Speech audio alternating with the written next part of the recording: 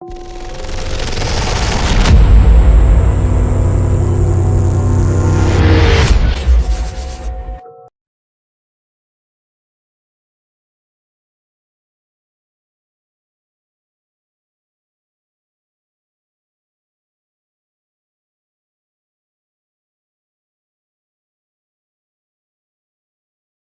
था कि फिर कभी जन्म नहीं लूंगी, लेकिन तुम्हारा परिवार और तुम सबका प्यार देखकर अब सच में तुम्हारी बेटी बनकर जन्म लेने का मन कर रहा है। आऊं ना रे। गौरी की आखिरी पुकार। एक कहानी जहां मौत के बाद भी इंसाफ अधूरा था। क्या तुम भी सुन सकते हो उसकी आखिरी पुकार? अगर तुम्हें इस तरह की रहस्यमयी कहानियां पसंद हैं तो चैनल को सब्सक्राइब करो और बेल आइकन दबाना मत भूलना, क्योंकि अगली कहानी और भी डरावनी होगी। नमस्कार दोस्तों, मैं हूं अक्षय और आप सुन रहे हैं best horror podcast Hindi horror stories. कहानी की शुरुआत करने से पहले एक छोटी सी गुजारिश है। आप में से कई मेरे दोस्त लोग कहानी को तो एंजॉय करते हैं लेकिन वीडियो लाइक नहीं करते, तो आपसे रिक्वेस्ट है कि हमारा मोटिवेशन बनाए रखने के लिए वीडियो लाइक करके हमसे जुड़ जाइए। धन्यवाद। तो आइए ज्यादा समय बर्बाद न करते हुए सुनते हैं आज की यह कहानी। तेज कदमों से वह अस्पताल की सुनसान बरामदे में आंखों में आंसू लिए चल रहा था। सीढ़ियां उतरकर नीचे आया। गले में भारीपन महसूस करते हुए उसने अपनी आंखों के आंसू रुमाल से पोंछे और अपनी बाइक पर बैठते ही जेब से मोबाइल निकाला। नंबर डायल कर फोन कान से लगा लिया। 3-4 रिंग के बाद प्रिया ने फोन रिसीव किया। हेलो प्रिया, जो तुमने सोचा था, सिर्फ देखकर जिसकी कल्पना की थी, सच तो उससे भी कहीं ज्यादा भयानक, अकल्पनीय और रिश्तों से विश्वास उठाने वाला है। जो हुआ वो अमानवीय था। वो बच नहीं सकी, लेकिन उसे न्याय तो मिलना ही चाहिए। इतना कहकर उसने फोन काट दिया। उसे पैंट की जेब में रखा और एक बार फिर अपने कंधे पर टंगी बैग को ठीक करते हुए बाइक स्टार्ट की। उसका सफर शुरू हो चुका था। अस्पताल के परिसर से निकलकर उसकी बाइक मुख्य सड़क पर आ गई। अगला दिन दीपावली थी, इसलिए बाजारों में खरीदारी करने वालों की भीड़ उमड़ पड़ी थी। शहर की सड़कों पर अत्यधिक भीड़ भाड़ थी। सड़क किनारे लगे छोटे बड़े दुकानों पर रंग बिरंगे आकाश दीप, झिलमिलाती झालरें, बारीक बल्बों की लाइटिंग, नए नए कपड़ों से सजी दुकानें और मिठाइयों की खुशबू से महकते स्टॉल, इस सब के बीच खरीदारी करने वालों की अत्यधिक भीड़ थी। दुकानों के बाहर बनी सुंदर रंगोलियां लोगों का ध्यान आकर्षित कर रही थीं। सब कुछ ठीक ही चल रहा था कि अचानक बिजली चली गई और चारों ओर अंधकार छा गया। वह अंधेरा पल भर में हर चीज को अपने में समेट चुका था। ठीक वैसे ही जैसे कोई भूखा भूत अपने शिकार पर झपट पड़ता है। उसी गहरे अंधकार में कुछ दरिंदों ने किसी लड़की की इज्जत लूट ली तो किसी महिला के गले से कीमती गहने छीन ली। कोई कुछ पैसे की चीज चोरी करके अपनी जेब में डाल चुका था। मानव रूप में घूम रहे ये पिशाच अपनी हैवानियत पर अट्टहास कर रहे थे और वो अंधेरा भी उनके इस कृत्य को देखकर शैतानी हंसी हंस रहा था। लेकिन तभी उस घने अंधकार की नजर एक जगह जाकर ठहर गई। दरवाजे के कोने में रखी एक छोटी सी टिमटिमाती दीपक को देखकर अंधकार भी शर्मिंदा हो गया, क्योंकि उस गहरे अंधेरे के साम्राज्य के विरुद्ध एक छोटी सी दीपक सिर ऊंचा करके जल रही थी। अंधेरा कितना भी निर्मम क्यों न हो, लेकिन उसके विनाश का साहस उस नन्ही ज्योति में था। और अगले ही क्षण बिजली वापस आ गई और तेज रोशनी ने फिर से सब कुछ अपने आगोश में समेट लिया। भीड़ को अपनी ओर आकर्षित करने के लिए कोई व्यक्ति मेज पर चढ़कर जोर जोर से चिल्लाते हुए अपना सामान बेचने की कोशिश कर रहा था, तो वहीं बड़े शॉपिंग सेंटर के लोग बिना कुछ कहे ही ग्राहकों को अपनी ओर खींच रहे थे। इस भीड़ भाड़ वाले रास्ते पर हल्की उड़ती हुई धूल हवा में घुल चुकी थी और उसकी एक अलग ही महक पूरे माहौल में फैली हुई थी। लेकिन इन सब से अलग एक बाइक सवार लोगों को हॉर्न बजाकर रास्ता देने के लिए कह रहा था। उसकी इस हरकत से लोग थोड़े नाराज होकर उसे देखने लगे और धीरे धीरे किनारे होने लगे। लेकिन किसी की नाराजगी, गुस्सा या तिरस्कार, इन सब से उसे कोई फर्क नहीं पड़ रहा था। उसे जल्द से जल्द इस भीड़ भाड़ वाले शहर से निकलकर एक निश्चित स्थान पर पहुंचना था और उसका सफर लंबा था। लेकिन शहर की इस भीड़ से बाहर निकलना इतना आसान भी नहीं था। कभी सड़क पर फुटपाथ पर सामान बेचने वाली किसी महिला की ठेला गाड़ी उसके सामने आ जाती, तो कभी कोई अपंग भिखारी लकड़ी के तख्ते पर लगे बॉल बेयरिंग के सहारे सरकता हुआ सामने आ जाता। वह अपनी लाचार आंखों से कुछ सिक्कों की उम्मीद में हाथ फैलाकर देखता रहता, लेकिन न तो उसे इन सब की परवाह थी, न ही उसका ध्यान इस ओर था कि किसी के हाथ में 2-4 रुपए रखे। वह एक पल के लिए ठिठक गया, रास्ता निकालने के लिए सड़क पर खाली जगह खोजने लगा। अचानक उसकी भटकती नजरों ने कुछ देख लिया। उस भीड़ में कोई खड़ा उसे एकटक घूर रहा था। एक काली आकृति, तेज रोशनी के बावजूद सिर्फ उसका आकार ही दिखाई दे रहा था। उसने झट से अपनी आंखें बंद कर लीं। तभी पीछे से किसी गाड़ी का कान फाड़ू हॉर्न सुनाई दिया और वह चौंक कर आंखें खोलते ही इधर उधर देखने लगा, लेकिन वह आकृति गायब हो चुकी थी। चारों ओर फैले इस हर्षोल्लास भरे माहौल के बीच वह अपने दिल में एक गहरा दर्द, असहनीय पीड़ा लिए आगे बढ़ रहा था, जैसे किसी मशीन को कोई आदेश देकर चला दिया गया हो, बिना किसी और चीज की परवाह किए, बिना कुछ देखे या सोचे, बस अपने सफर पर बढ़ता जा रहा था। आधे किलोमीटर लंबा और भीड़ से भरा वह रास्ता पार करने में उसे कम से कम 1 घंटा लग गया और आखिरकार वह उस भीड़ भाड़ वाले इलाके से बाहर निकल आया। लेकिन अब उसके सामने शहर का ट्रैफिक था। हालांकि इस ट्रैफिक को पार करना कोई बड़ी बात नहीं थी और कुछ ही देर में वह शहर की सीमा पार कर चुका था। शहर को जोड़ने वाले पुल से उसकी बाइक तेज रफ्तार में अपने निश्चित गंतव्य की ओर बढ़ रही थी। रात के गहरे अंधकार से ढके हुए उस काले डामर के रास्ते पर उसकी बाइक के हेडलाइट की तेज रोशनी सामने पसरे भयानक अंधकार को चीरती हुई आगे बढ़ रही थी। सड़क के दोनों ओर खड़े ऊंचे ऊंचे घने पेड़ों की हरी भरी शाखाओं के बीच छिपे हुए पक्षी उसकी तेज रफ्तार बाइक की ओर देख रहे थे। कभी कोई चमगादड़ अपने पंख फड़फड़ाता हुआ ठीक उसके सामने से निकल जाता, तो कभी कोई उल्लू पेड़ की खोखल में बैठकर अपनी बड़ी बड़ी चमकती आंखों से उसकी बाइक की रोशनी को घूरने लगता। बाइक पर बैठा वह युवक कुछ उदास और निराश दिख रहा था। उसके दिमाग में कुछ ऐसा घूम रहा था जो एक चक्र की तरह बार बार दोहराया जा रहा था। कुछ ऐसा घटा था जिसने उसकी आंखों में आंसू ला दिए थे और शायद इसी कारण उसे यह सफर तय करना पड़ रहा था। पिछले कुछ दिनों से उसके साथ जो भी अजीब, डरावनी और कल्पना से परे घटनाएं घट रही थीं, उनका असर उसके मन पर गहराई से हो चुका था। बार बार वह सब कुछ उसकी आंखों के सामने आ रहा था। अंकिता अपने कमरे के बिस्तर पर बेहोश पड़ी थी। सभी लोग चिंतित नजरों से उसे देख रहे थे। पूरे कमरे में एक गहरी गंभीरता छाई हुई थी। बस बाहर से एक आवाज आ रही थी जो वहां इधर उधर घूम रही बिल्ली की थी। अंकिता के साथ जो कुछ भी हुआ था उसकी वजह से किसी का भी ध्यान अपने खाने पर नहीं था और न ही किसी को यह याद रहा कि उस बिल्ली को भी कुछ खिलाना था, जबकि वह अंकिता की प्यारी थी। काफी देर से बिल्ली को देख रही उसकी नजर डॉक्टर की ओर चली गई। डॉक्टर ने अंकिता को देखते हुए कहा, उसकी सारी रिपोर्ट्स नॉर्मल हैं और इसके बावजूद उसकी तकलीफ कम नहीं हो रही।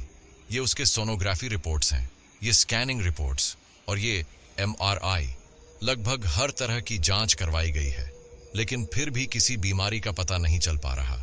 इसी वजह से अब हमें किसी और चीज पर शक हो रहा है। डॉक्टर की ये बात सुनकर अंकिता के पिता कुछ चिंतित स्वर में बोले, शक? मतलब आप कहना क्या चाहते हैं? गहरी सांस लेते हुए डॉक्टर ने अपना बैग उठाया और बोले, जो तकलीफ उसे हो रही है वह कह रही है कि उसे बहुत दर्द है, लेकिन हमारी दृष्टि से उसे कोई शारीरिक बीमारी या समस्या नहीं दिख रही। और फिर भी अगर कोई मरीज ये दावा करे कि उसे असहनीय दर्द हो रहा है या शारीरिक कष्ट हो रहे हैं, तो इसका दूसरा मतलब यह हो सकता है कि हमें उसकी मानसिक स्थिति की भी जांच करनी चाहिए। डॉक्टर की यह रहस्यमयी बात सुनकर अंकिता के पास बैठी उसकी मां ने पूछा, मानसिक स्थिति की जांच? मतलब आपको क्या करने की जरूरत पड़ेगी? मां की बात सुनकर डॉक्टर फिर से अंकिता के पास गए। उन्होंने उसकी बंद पलकों को हल्के से ऊपर उठाया और उसकी आंखों के सफेद हिस्से को गौर से देखने लगे। वह बहुत थकी हुई लग रही थी। उसकी आंखों के नीचे पड़े काले घेरे देखकर ऐसा लग रहा था मानो वह किसी गंभीर बीमारी से ग्रसित हो। उसके उलझे हुए बाल और अस्त व्यस्त रूप देखकर लग रहा था कि महीनों से उसकी ठीक से देखभाल नहीं हुई थी। उसके होंठ सूखे और फटे हुए थे, मानो ठंड की मार से झुलस गए हों। उसके गाल पिचक गए थे और उसकी त्वचा इतनी सफेद हो गई थी कि ऐसा लग रहा था जैसे उसके शरीर में अब न खून बचा है न ही पानी। उसकी यह हालत देखकर डॉक्टर गंभीर स्वर में बोले, उसकी मानसिक स्थिति की जांच करने के लिए उसे मनोचिकित्सकों की देखरेख में रखना होगा, ताकि उसकी शारीरिक और मानसिक जांच करके यह समझा जा सके कि कहीं उसे कोई मानसिक विकार तो नहीं है, जिसकी वजह से उसे ऐसा महसूस हो रहा है कि उसके शरीर में भयानक पीड़ा हो रही है। बात केवल शारीरिक बीमारी की नहीं है। जिस तरह से वह किसी पर हमला कर रही है, उससे यह साफ नजर आ रहा है कि वह धीरे धीरे अपना मानसिक संतुलन खो रही है। डॉक्टर की ये बातें सुनकर माता पिता के साथ साथ दीवार का सहारा लेकर खड़ा वह भी अंदर तक हिल गया। हर एक घटना उसकी आंखों के सामने घूमने लगी। बिना अपनी बाइक की रफ्तार धीमी किए वह तेज गति से आगे बढ़ रहा था। पीछे छूटते पेड़, सामने से गोली की तरह आती गाड़ियां और शरीर से टकराने वाली तेज हवा का झोंका। एक जगह पर स्थिर खड़े व्यक्ति को यह हवा हल्की लग सकती थी, लेकिन उसकी बाइक की जबरदस्त रफ्तार की वजह से हवा की तीव्रता कई गुना बढ़ चुकी थी। अपने वातानुकूलित केबिन में आराम कुर्सी पर गंभीर मुद्रा में बैठे डॉक्टर से उनके सामने की कुर्सी पर बैठे अंकिता के पिता ने पूछा, आप ऐसे चुप रहकर कैसे बैठ सकते हैं? उनके शब्दों ने केबिन में पसरी गहरी खामोशी को चीर दिया। डॉक्टर ने अपने चश्मे को उतारकर टेबल पर रखा और शांत स्वर में सामने बैठे माता पिता की ओर देखते हुए कहा, हमने हर संभव कोशिश कर ली है। बड़े अस्पतालों से नामी डॉक्टरों की टीम भी आकर अंकिता को देख चुकी है, लेकिन फिर भी परिणाम आपके सामने है। डॉक्टर की ये बातें सुनकर अंकिता की मां का हौसला टूटने लगा। उसने अपना आंचल मुंह पर रखा और नम आंखों से हिचकियां रोकते हुए बोली, आपने कहा इस अस्पताल में भर्ती करवा दो, हमने करवाया। आपने कहा इन डॉक्टरों को बुलाओ, ये दवाइयां मंगवाओ, हमने सब कुछ किया। फिर भी उसकी हालत इतनी बिगड़ गई है कि अब उसकी तरफ देखने की भी हिम्मत नहीं होती। उसे मेंटल हॉस्पिटल में भर्ती कराना होगा। सिर्फ एक वाक्य में ही डॉक्टर ने अपनी बात स्पष्ट कर दी, लेकिन उसे ऐसा महसूस हुआ मानो उन्होंने अपनी जिम्मेदारी झटक दी हो। उनके मुंह से मेंटल हॉस्पिटल शब्द कुछ इस तरह निकला जैसे किसी ने कानों में उबलता हुआ सीसा डाल दिया हो और उस जलते हुए प्रवाह ने शरीर के हर हिस्से को जलाकर राख कर दिया हो। असहनीय पीड़ा से दिल तड़प उठा, लेकिन अंत में वही उबलता हुआ लावा सीधा दिल में उतरकर सारी आशाएं, इच्छाएं और सपने जलाकर सिर्फ एक खाली शरीर छोड़ गया। उसकी नम आंखें रात के घने अंधेरे को चीरते हुए गाड़ी की हेडलाइट की रोशनी में चमकते काले डामर वाले रास्ते पर टिकी थीं। सुनसान, वीरान सड़क, जहां दिन में भले ही गाड़ियों की चहल पहल रहती, मगर रात होते ही सब कुछ जैसे ठहर सा जाता। हवा के ठंडे झोंके जो कानों के पास से तेजी से गुजरते हुए किसी खौफनाक फुसफुसाहट की तरह महसूस हो रहे थे। उसे मेंटल हॉस्पिटल भेजना होगा। हाँ, मेंटल हॉस्पिटल। पागलों के अस्पताल में वह पूरी तरह पागल हो चुकी है। कलेजा चीर देने वाले ये शब्द उसके दिमाग में लगातार गूंज रहे थे। असहनीय दर्द से उसका सिर ऐसे धड़क रहा था जैसे कोई लगातार भारी भरकम हथौड़े से चोट कर रहा हो, जैसे किसी के चारों ओर ढोल नगाड़े लगातार गूंजते रहें और वह शोर सिर में बज रही दर्द की लहरों से मिलकर एक असहनीय यातना बन जाए। और इस सब के बीच उसकी आंखों के सामने अंकिता की वह भयावह स्थिति उभर आई। मेंटल हॉस्पिटल के एक कमरे में लोहे के बिस्तर से कसकर बंधे उसके हाथ पैर, उन्हें छुड़ाने के लिए उसकी लगातार जारी संघर्ष, गर्दन झटकते ही चेहरे पर बिखरते रूखे उलझे बाल, गले से निकलती घुटी घुटी घरघराहट और फिर अचानक मुंह से निकली एक दिल दहला देने वाली चीख। वह चीख याद आते ही उसके रोंगटे खड़े हो गए। उसने झटके से बाइक की रफ्तार कम की और सड़क के किनारे जाकर रुक गया। सड़क पर कोई चहल पहल नहीं थी, फिर भी उसने बाइक का नारंगी इंडिकेटर ऑन कर दिया। कुछ देर तक वह बस बाइक पर पैर टिकाए खड़ा रहा। उसके दिमाग में अब भी विचारों का शोर जारी था। उसने घड़ी देखी, रात के 12 बज चुके थे और अभी लंबा सफर तय करना बाकी था। चारों ओर भले ही सन्नाटा पसरा था, मगर अचानक झाड़ियों में छिपे झींगुरों का शोर गूंजने लगा, जिससे उसका दिल जोर से धड़क उठा। वह इंसानी बस्ती से मीलों दूर था। पिछली बस्ती आधे घंटे पहले ही पीछे छूट चुकी थी और अगली कहाँ मिलेगी, इसका अंदाजा भी नहीं था। रास्ते के दोनों ओर घनी झाड़ियों का अंधकार था और उन झाड़ियों की पृष्ठभूमि में खड़े ऊंचे ऊंचे पहाड़ किसी दैत्याकार आकृतियों जैसे लग रहे थे।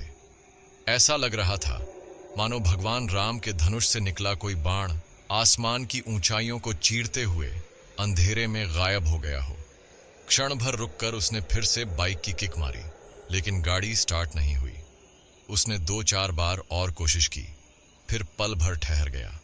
जब उसने दोबारा किक मारने के लिए पैर सही से रखा, तभी उसे कुछ याद आ गया। अंकिता, क्या हुआ?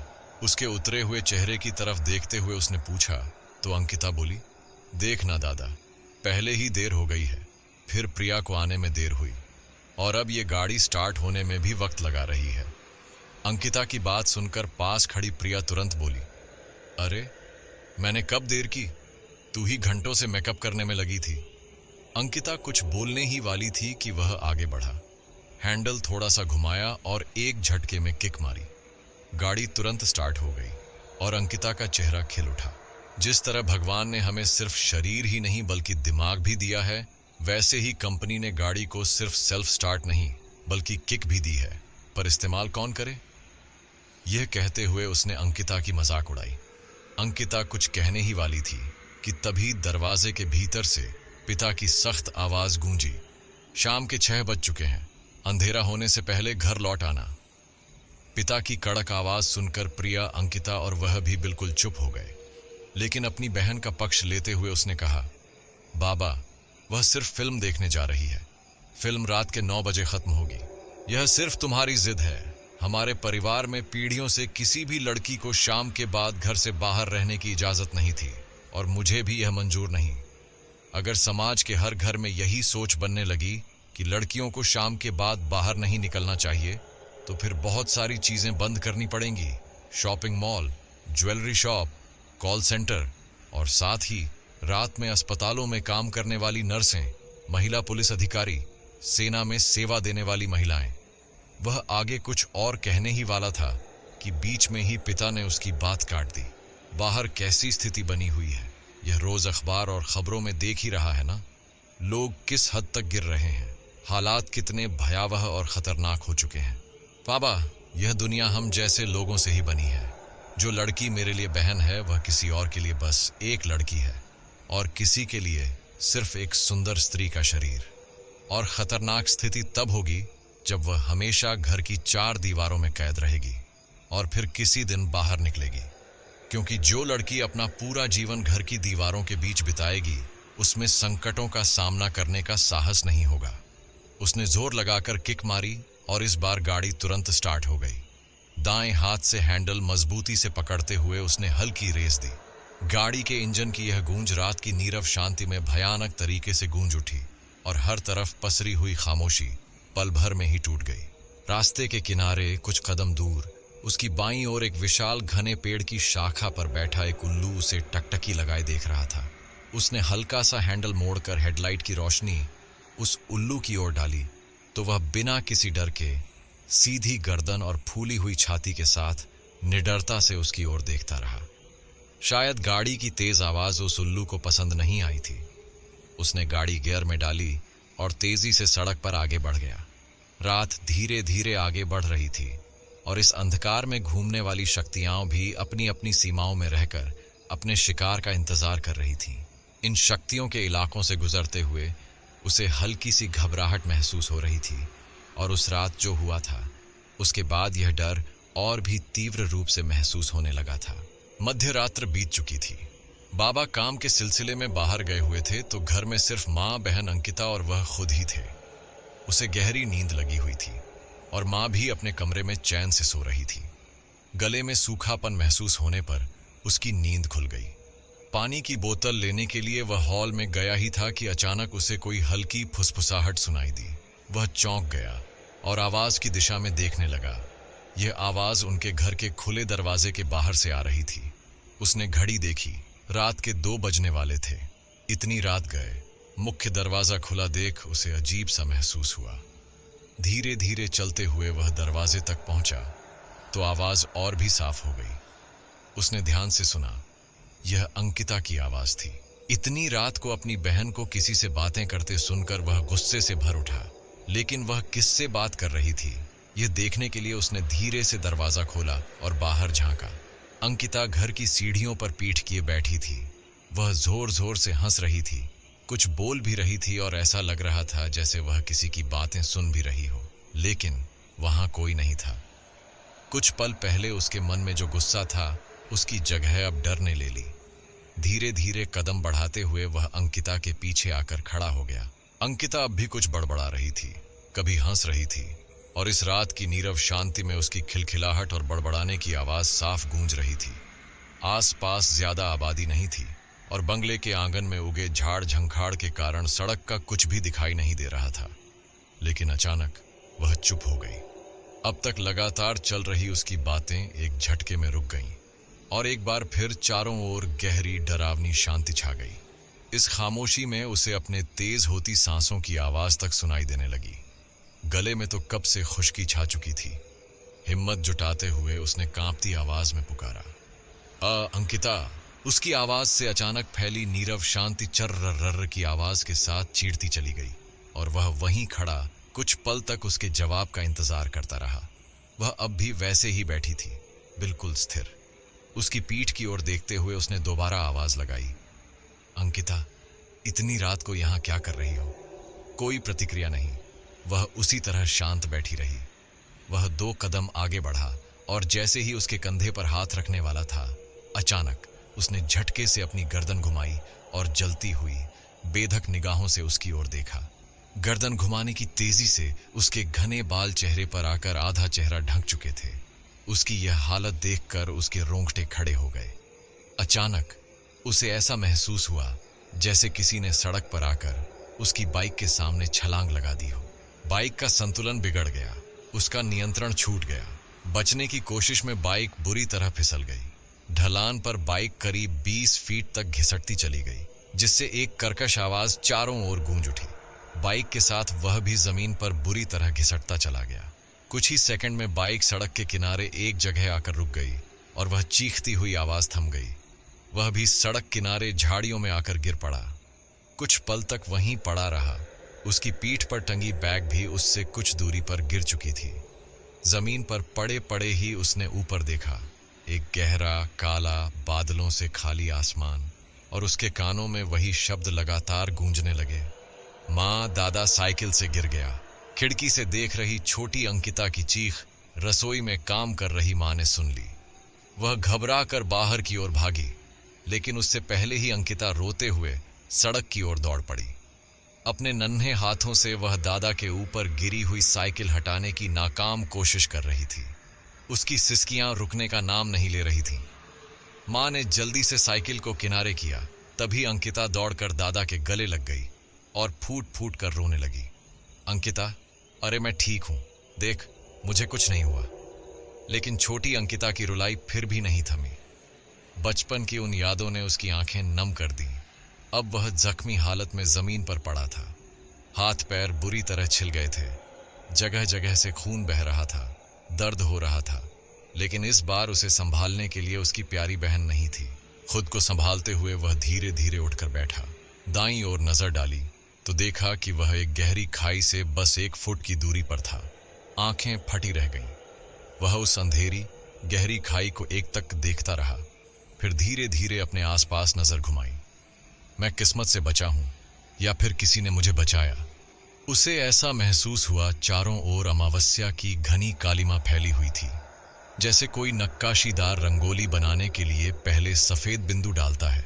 वैसे ही उस काले आकाश में तारे चमक रहे थे। उसने अपनी नजर फिर से जमीन की ओर घुमाई। सब कुछ बिखरा पड़ा था। जेब से मोबाइल निकाला और टॉर्च की रोशनी में बिखरी हुई चीजों को देखने लगा। कुछ ही दूरी पर उसकी पीठ पर टंगी रहने वाली बैग गिरी हुई थी। वह आगे बढ़ा, जमीन पर पड़ी उस बैग को उठाया, लेकिन उसके अंदर रखा सामान। वह बेचैन हो उठा। घबराए हुए नम आंखों से मोबाइल की रोशनी में कुछ खोजने लगा। तभी कुछ दूरी पर पड़ी वह वस्तु उसकी नजर में आई। उसे थोड़ा सुकून मिला। गला भर आया, जैसे गीली मिट्टी में ढंसा हुआ पैर बाहर निकालने पर कैसी तकलीफ होती है, वैसा ही कुछ महसूस कर रहा था। भारी मन से वह एक एक कदम बढ़ाते हुए उस वस्तु के पास पहुंचा। जमीन पर पड़ा वह अस्थि कलश था। किसी मृत व्यक्ति का अंतिम संस्कार करने के बाद उसकी बुझी चिता से एक एक कर अस्थियां चुनकर तांबे के पात्र में रखी जाती है, ताकि उन्हें पवित्र नदी में प्रवाहित कर आत्मा को मोक्ष मिले। जमीन पर गिरे उस अस्थि कलश को उठाते ही उसका गला भर आया और डॉक्टर के शब्द उसके कानों में गूंज उठे। अब आखिरी उपाय, कल से अंकिता को शॉक ट्रीटमेंट देना पड़ेगा। शॉक ट्रीटमेंट का नाम सुनते ही माँ के हाथ पैर जैसे सुन्न हो गए। वह धड़ाम से जमीन पर बैठ गईं। आंसू भरी आंखों से अपनी बेटी को देखते हुए कांपती आवाज में बोली, उसका इतना कमजोर शरीर शॉक ट्रीटमेंट सह पाएगा? क्या मेरी अंकिता इस सबसे जिंदा बच पाएगी? शर्ट के कॉलर से अपने आंसू पोंछते हुए उसने वह अस्थि कलश धीरे से बैग में रखा और खड़ा हो गया। बैग को ठीक से पीठ पर टांगते हुए वह बाइक के पास आया। ठंडी हवा की हल्की हल्की थपकियों से शरीर पर लगी चोटें अब और जलन देने लगी थीं। मोबाइल को जेब में रखा और जमीन पर गिरी बाइक को उठाया। एक बार पीछे मुड़कर देखा। वह अंधकार यूं लगा मानो मुंह फाड़े उसे निगलने के लिए बढ़ रहा हो। उसने बाइक स्टार्ट की और फिर अपने निश्चित गंतव्य की ओर बढ़ गया। उसका परिवार बहुत सुखी था। पिता एक उच्च सरकारी पद पर कार्यरत थे, जबकि मां गृहिणी थी। उसने भी अपनी इंजीनियरिंग पूरी कर ली थी और एक प्रतिष्ठित ऑटोमोबाइल कंपनी में कार्यरत था। उसकी छोटी बहन अंकिता मेडिकल के अंतिम वर्ष में पढ़ रही थी। इन्हीं सब के बीच थी प्रिया, जो अंकिता के साथ मेडिकल के अंतिम वर्ष की छात्रा थी और उसकी सबसे करीबी मित्र भी। दरअसल प्रिया उसे पसंद थी। दूर से चोरी छिपे उसे देखना, नजरें मिलते ही हल्के से मुस्कुरा देना, लेकिन अचानक आमने सामने आ जाने पर चेहरे की मुस्कान जैसे कहीं गायब हो जाना। साथ रहता सिर्फ दिल की तेज धड़कन का एहसास। मगर दिल में छुपा यह मीठा राज अब तक होठों तक नहीं आया था। सब कुछ अच्छा चल रहा था, लेकिन इस खुशहाल परिवार को किसी की नजर लग गई। दशहरा बीत चुका था और दिवाली की तैयारियां जोरों पर थीं। कंपनी ने सभी कर्मचारियों के सामने ज्यादा से ज्यादा दोपहिया वाहन बेचने का लक्ष्य रखा था। बोनस, इंसेंटिव, वेतन वृद्धि, कंपनी की तरफ से बहुत कुछ दिया जा रहा था और सभी कर्मचारी पूरी मेहनत से काम में जुटे थे। रात के 11-12 बज जाते, लेकिन समय का होश तक नहीं रहता। उस दिन भी वह काम पर था। मीटिंग खत्म होते होते रात के 9-9:30 बज चुके थे। मोबाइल टेबल पर रखते ही वह कुर्सी पर बैठने ही वाला था कि पास रखे फोन की स्क्रीन चमक उठी। नजर घुमाकर देखा, घर से कॉल था। उसने फोन रिसीव किया। जल्दी घर आ अंकिता, कहकर माँ ने फोन काट दिया। लेकिन माँ की कांपती आवाज सुनकर उसके दिल की धड़कन तेज हो गई। मोबाइल दोबारा देखा। कई मिस्ड कॉल्स आ चुके थे। सहकर्मियों को विदा कहकर वह तेजी से ऑफिस से निकला। मन में अनगिनत सवाल उठ रहे थे। आखिर क्या हुआ होगा? अंकिता कॉलेज गई थी, लौटते समय कोई हादसा या फिर कुछ और? गाड़ी की रफ्तार की तरह ही उसके दिल की धड़कनें भी तेज हो गई थीं। ऑफिस से घर का महज आधे घंटे का रास्ता आज उसे कई मीलों लंबा लग रहा था। सड़क पर ज्यादा चहल पहल नहीं थी। कुछ ही देर में वह घर पहुंच गया। बाइक आंगन में खड़ी करते ही वह तेज कदमों से घर के अंदर गया। सामने उसके फैमिली डॉक्टर पिता से कुछ बातचीत कर रहे थे और अंकिता हॉल के सोफे पर बेहोश पड़ी थी। उसका सिर माँ की गोद में था और माँ सुबक रही थी। सबकी ओर देखते हुए उसने घबराकर पूछा, क्या हुआ? अंकिता ठीक तो है ना? माँ कुछ कहने ही वाली थी कि पिता बोले, चिंता करने जैसी कोई बात नहीं। कॉलेज में चक्कर खाकर गिर गई थी, प्रिया ही उसे घर लेकर आई। पिता की बात खत्म होते ही डॉक्टर साहब बोले, कुछ गंभीर नहीं है। शायद कॉलेज में किसी दोस्त ने रैगिंग की हो या फिर किसी ने उसे डराया हो और वह डर सहन नहीं कर पाई, इसलिए बेहोश हो गई। थोड़ी देर में होश आ जाएगा, चिंता मत करो, और अगर कुछ अजीब लगे तो मुझे फोन कर लेना। डॉक्टर की बात कुछ हद तक दिलासा देने वाली थी, लेकिन उसे यह बात अजीब लग रही थी। यह यकीन करने वाली बात नहीं थी कि अंकिता डर गई और बेहोश हो गई हो। रैगिंग का सवाल ही नहीं था, क्योंकि वह पहली वर्ष की नहीं बल्कि मेडिकल के अंतिम वर्ष की छात्रा थी, यानी सीनियर थी। रही बात दोस्तों की मस्ती की, हाँ, यह संभावना हो सकती थी कि किसी दोस्त ने मजाक किया हो। अचानक उसने जेब से मोबाइल निकाला और अंकिता की दोस्त प्रिया को फोन लगाया। 5-6 बार घंटी बजी और फिर प्रिया ने फोन उठाया। हेलो प्रिया, अंकिता को चक्कर आकर गिरने जैसा क्या हुआ था? किसी ने उसका मजाक उड़ाया था क्या? उधर से आवाज आई। अरे, मैं प्रिया की माँ बोल रही हूँ। उसकी तबीयत ठीक नहीं है। घर आने के बाद से ही वह तेज बुखार से तप रही है। अभी अभी दवा लेकर सोई है। सुबह मैं उसे तुम्हें फोन करने के लिए कहूंगी। वैसे अंकिता की तबीयत कैसी है? कुछ देर बातचीत करने के बाद उसने फोन रख दिया। उसके दिमाग में सवालों का बवंडर उठने लगा। इधर अंकिता बेहोश पड़ी है, उधर प्रिया भी बुखार में तप रही है। कॉलेज में आखिर हुआ क्या है? उस रात घर के सभी लोग जागते रहे। अंकिता को होश आया तब रात के 2 बज रहे थे। पास बैठी माँ ने उसके सिर पर हाथ फेरते हुए पूछा, बेटा अब कैसा लग रहा है? भूख लगी होगी ना? रुको, तुम्हारे लिए कुछ लेकर आती हूं, कुछ खा लो। माँ की आवाज सुनकर सोफे पर बैठे पिता और वह भी जाग गए। सबकी नजरें चिंता में डूबी हुई अंकिता पर थीं, लेकिन सोफे पर बैठी अंकिता पूरे घर में अजनबियों की तरह देख रही थी, जैसे वह किसी अनजान जगह, किसी अनजान घर और अनजान लोगों के बीच आ गई हो। उसकी हालत देखकर माँ ने फिर उसके सिर पर हाथ फेरते हुए कहा, रुको, मैं कुछ खाने के लिए लाती हूँ, दवा भी लेनी है। इतना कहकर माँ किचन में चली गई और अंकिता से थोड़ी दूरी पर खड़ा वह चुपचाप उसकी हर हरकत को गौर से देखने लगा। अंकिता की निगाहें पूरे घर में घूम रही थीं। वह हर चीज को ऐसे देख रही थी जैसे सब कुछ उसके लिए अजनबी हो। कभी दीवारों पर टंगी बड़ी बड़ी तस्वीरों को, कभी हॉल के बीच में छत से लटके झूमर को, कभी सामने बंद पड़े बड़े एलईडी टीवी को और कभी किताबों की अलमारी को। तब तक माँ थाली में गरम गरम रोटी और सब्जी लेकर आ चुकी थी। पास बैठकर उन्होंने उसे अपने हाथों से एक एक कौर खिलाना शुरू किया। माँ के हाथों से खाना खाते हुए भी उसकी बेचैन निगाहें पूरे कमरे में घूम रही थीं। अंकिता को देखता हुआ वह अपने कमरे की ओर जाने लगा। तभी उसकी नजर घर की पालतू बिल्ली पर पड़ी। गोल मटोल और घने सफेद भूरे बालों वाली वह बिल्ली अपना शरीर सिकोड़कर हॉल के कोने में रखी टेबल के नीचे बैठी थी, लेकिन उसकी हरी हरी चमकती आंखें बस अंकिता पर टिकी हुई थीं। सुबह हो चुकी थी। तैयार होकर वह सीधे अंकिता के कमरे में गया। अंदर देखा तो वह अपने स्टडी टेबल पर पेंसिल से कुछ रेखाएं खींचने में मग्न थी। उसे डिस्टर्ब न करने के ख्याल से वह चुपचाप घर से बाहर निकल आया, लेकिन ऑफिस जाने के बजाय उसने अपनी बाइक सीधे प्रिया के घर की ओर मोड़ दी। घर पहुंचने पर पता चला कि प्रिया अब भी तेज बुखार में तप रही थी। बुखार की बेहोशी में वह कुछ बड़बड़ा भी रही थी। ऑफिस में बैठकर भी वह अपने काम पर ध्यान केंद्रित नहीं कर पा रहा था। बार बार कल की घटनाएं उसकी आंखों के सामने घूम रही थीं। अंकिता पढ़ाई कर रही है, लेकिन प्रिया अब भी बुखार में जल रही है। आखिर हुआ क्या होगा? कॉलेज वाले टाल मटोल करने लगेंगे, इसलिए सच क्या है ये बस ये दोनों ही बता सकती हैं। वह अपने ही विचारों में खोया हुआ था कि तभी टेबल पर रखे मोबाइल की स्क्रीन चमक उठी। फोन रिसीव करते ही उधर से जो कुछ कहा गया उसे सुनकर उसके पैरों तले जमीन ही खिसक गई। झटके से उसने अपना कंप्यूटर बंद किया और मैनेजर से घर जाने की अनुमति मांगी। बाइक उठाकर वह कुछ ही देर में पास के एक बड़े अस्पताल पहुंच गया।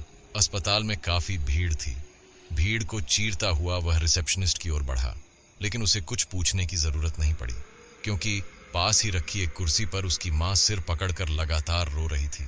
वहीं आईसीयू के बाहर उसके पिता चिंतित चेहरे के साथ खड़े थे। आईसीयू का दरवाजा खुलते ही डॉक्टर बाहर आए तो वह भी उनके पास जा पहुंचा। क्या हुआ है उसे? डॉक्टर की ओर प्रश्न भरी निगाहों से देखा। उसे पेट में असहनीय दर्द हो रहा है। हम कुछ टेस्ट करेंगे ताकि पता चल सके कि असल में उसे क्या हुआ है। रिपोर्ट आने के बाद ही इलाज शुरू किया जाएगा। उसे पेन किलर का इंजेक्शन दिया गया है, लेकिन फिलहाल उससे कोई भी न मिले। उसे थोड़ा आराम करने दें। उस दिन पूरा परिवार अस्पताल में ही बैठा रहा। तय समय के अंतराल पर नर्स आईसीयू रूम के अंदर जाती और फिर बाहर निकलती। कुछ समय बाद अंकिता को स्ट्रेचर पर दूसरी मंजिल पर ले जाया गया। शायद उसकी सोनोग्राफी, स्कैनिंग और एमआरआई टेस्ट शुरू हो चुके थे। शाम होते होते वह घर लौट आया। मुख्य दरवाजा खोलते ही करुणा भरी आवाज में रोने वाली वह बिल्ली उसके पैरों से लिपटने लगी। शायद उसे भी भूख लगी होगी।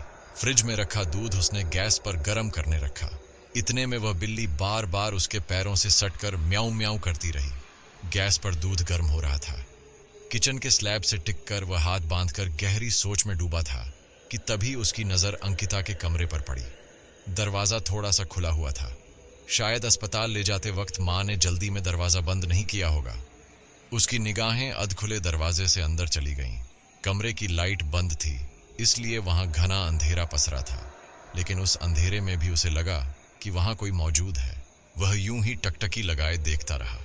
क्या होगा वो? कोई पर्दा या दीवार पर टंगा अंकिता का ड्रेस? शायद खिड़की खुली रह गई होगी, इसी वजह से पर्दा या ड्रेस हिलता हुआ लग रहा था।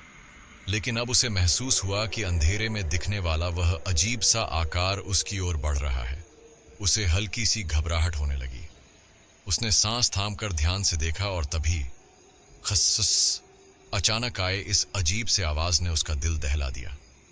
दूध उबलकर बर्तन से बाहर गिरने लगा था। जल्दी से उसने गैस बंद कर दी।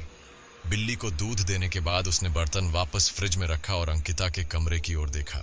लेकिन कुछ देर पहले अंधेरे में झूलता हुआ जो पर्दा दिख रहा था, अब वह कहीं नजर नहीं आ रहा था। वह धीरे धीरे अंकिता के कमरे की ओर बढ़ा। दरवाजा जो पहले थोड़ा सा खुला था, अब पूरी तरह खोलकर वह अंदर गया। कमरा काफी अस्त व्यस्त पड़ा था। बिखरी हुई किताबें, कॉपियां, बेड पर उलझी हुई चादर, सब कुछ बेतरतीब था। उसने चादर ठीक की, किताबों को एक तरफ सजाया और कॉपियों की ओर देखा। सुबह जब वह घर से निकला था, तब उसने अंकिता को इसी कॉपी में कुछ रेखांकित करते हुए देखा था। उसने कॉपी खोली और पन्ने पलटने लगा। वह उसकी पढ़ाई की कॉपी थी, जिसमें सारा स्टडी मटेरियल नोट किया हुआ था। लेकिन कॉपी बंद करने से पहले उसकी नजर आखिरी पन्ने पर चली गई। पेंसिल से बनाई गई एक आकृति वहां उकेरी गई थी। एक लड़की का चेहरा, जिसके आधे हिस्से को बिखरे हुए लंबे बालों ने ढक रखा था। उन बालों के बीच से उभरी हुई भौहें और लंबी पलकों के नीचे काले, गहरे और बड़े बड़े आंखें दिखाई दे रही थीं, जो बालों की लटों के बीच से झांक रही थीं। जब उसने उस चित्र को ध्यान से देखा तो उसे ऐसा लगा जैसे वे आंखें सजीव थीं। उन आंखों से बहते आंसुओं की हल्की सी लकीर गालों तक फैलती हुई दिखाई दे रही थी। इस चित्र का क्या अर्थ हो सकता है? उसने सोचते हुए कॉपी को अपनी नजरों से हटाया और तभी उसे अपने सामने ठीक वही लड़की खड़ी दिखाई दी जो चित्र में बनी थी। डर के मारे वह पीछे गिर पड़ा। जल्दी से उसने फिर से सामने देखा, लेकिन वहां कोई नहीं था। यह मात्र भ्रम था या कुछ और? क्या मैं चित्र में इतना खो गया था कि वह लड़की मुझे सामने दिखने लगी? खुद को संभालते हुए वह धीरे धीरे उठा और कमरे से बाहर जाने लगा। लेकिन तभी उसकी नजर दोबारा टेबल पर रखी उस कॉपी के खुले पन्ने पर चली गई। अब उसके कदम वहां जाकर उसे बंद करने की हिम्मत नहीं जुटा पा रहे थे। बाइक की रफ्तार कम करते हुए वह सड़क के किनारे आकर रुका। सामने एक संकरा पुल था। कुछ देर पहले बाइक से गिरने की वजह से हुए घावों में अब तेज जलन होने लगी थी। शायद तब खून गर्म था, इसलिए कुछ महसूस नहीं हुआ, लेकिन अब दर्द बढ़ता जा रहा था। पास में कोई फर्स्ट एड किट भी नहीं थी और बाइक पर उसे लेकर चलने का तो सवाल ही नहीं था। ये जख्म कम से कम साफ तो करने ही पड़ेंगे, लेकिन रात के समय घने जंगल में, जहां इंसानी बस्ती मीलों दूर थी, वहां किसी से मदद की उम्मीद करना बेवकूफी थी। चारों तरफ घने जंगल की गहरी खामोशी थी, जिसे बस झींगुरों की आवाज बीच बीच में भंग कर रही थी।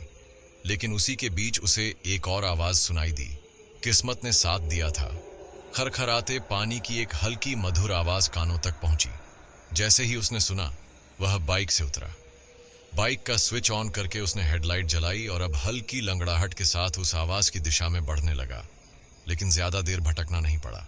जिस पुल के पास वह खड़ा था, उसके नीचे बहने वाली एक छोटी सी धारा का पानी ही वह आवाज पैदा कर रहा था।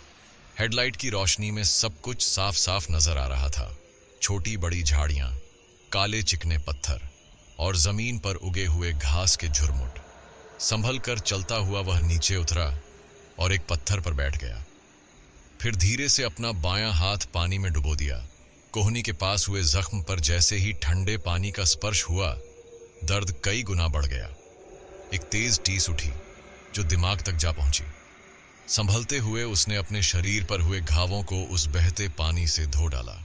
फिर चेहरे पर थोड़ा पानी डाला। अब हल्का हल्का बेहतर महसूस हो रहा था। लेकिन तभी उस शांत माहौल में अचानक किसी अनजान आवाज ने उसे सतर्क कर दिया। यह किसी के सुबकने की आवाज थी। आवाज पुल के दूसरी ओर, उस धारा के उस पार से आ रही थी। उसकी नजर तो बहते पानी पर ही थी, लेकिन कान पूरी तरह उस आवाज पर टिके हुए थे। धीरे से उसने अपनी नजरें तिरछी करके आवाज की दिशा में देखा और उसका दिल एकदम जोर से धड़क उठा। पुल के नीचे अंधेरे में एक पत्थर पर कोई पीठ करके बैठा था। सिहरन की एक तेज लहर उसके पूरे शरीर में दौड़ गई, लेकिन वह बिना कोई हलचल किए वहीं स्थिर खड़ा रहा। यहां से निकल जाना चाहिए, सामने ही देखते हुए वह धीरे धीरे पीछे हटने लगा। लेकिन जैसे ही एक पत्थर से उसका संतुलन बिगड़ा, उसने खुद को संभाल लिया और दोबारा उस जगह पर नजर डाली, लेकिन वहां कोई नहीं था। हर ओर बस गहरी डरावनी खामोशी पसरी हुई थी। ना तो सुबकियों की आवाज, न किसी के होने का एहसास, बस था एक सन्नाटा, एक घुटन भरा डरावना अकेलापन। और उसी अकेलेपन में घने जंगल के बीच एक बहती हुई धारा के पानी में वह खड़ा था। अचानक उस नाले के पानी से एक सफेद हाथ झटके से बाहर आया और उसके पैर को कसकर पकड़ लिया। इस बार वह डर के मारे पीछे गिर पड़ा। उसकी टांग पर जकड़ी हुई वह पकड़ कुछ ही पलों में ढीली पड़ी और फिर वह हाथ पानी में समा गया। वह घबराकर उस पानी की ओर देखता रहा। जमीन पर रेंगता हुआ, किसी तरह खुद को घसीटते हुए ऊपर आया, गाड़ी तक पहुंचा और जल्दी से उस पर सवार हो गया। लेकिन जाने से पहले एक बार फिर उसने उस धारा की ओर झांक कर देखा। फिर बिना पीछे मुड़े उसने तेज रफ्तार में बाइक आगे बढ़ा दी। पर वह खौफनाक मंजर अब भी उसकी आंखों के सामने घूम रहा था।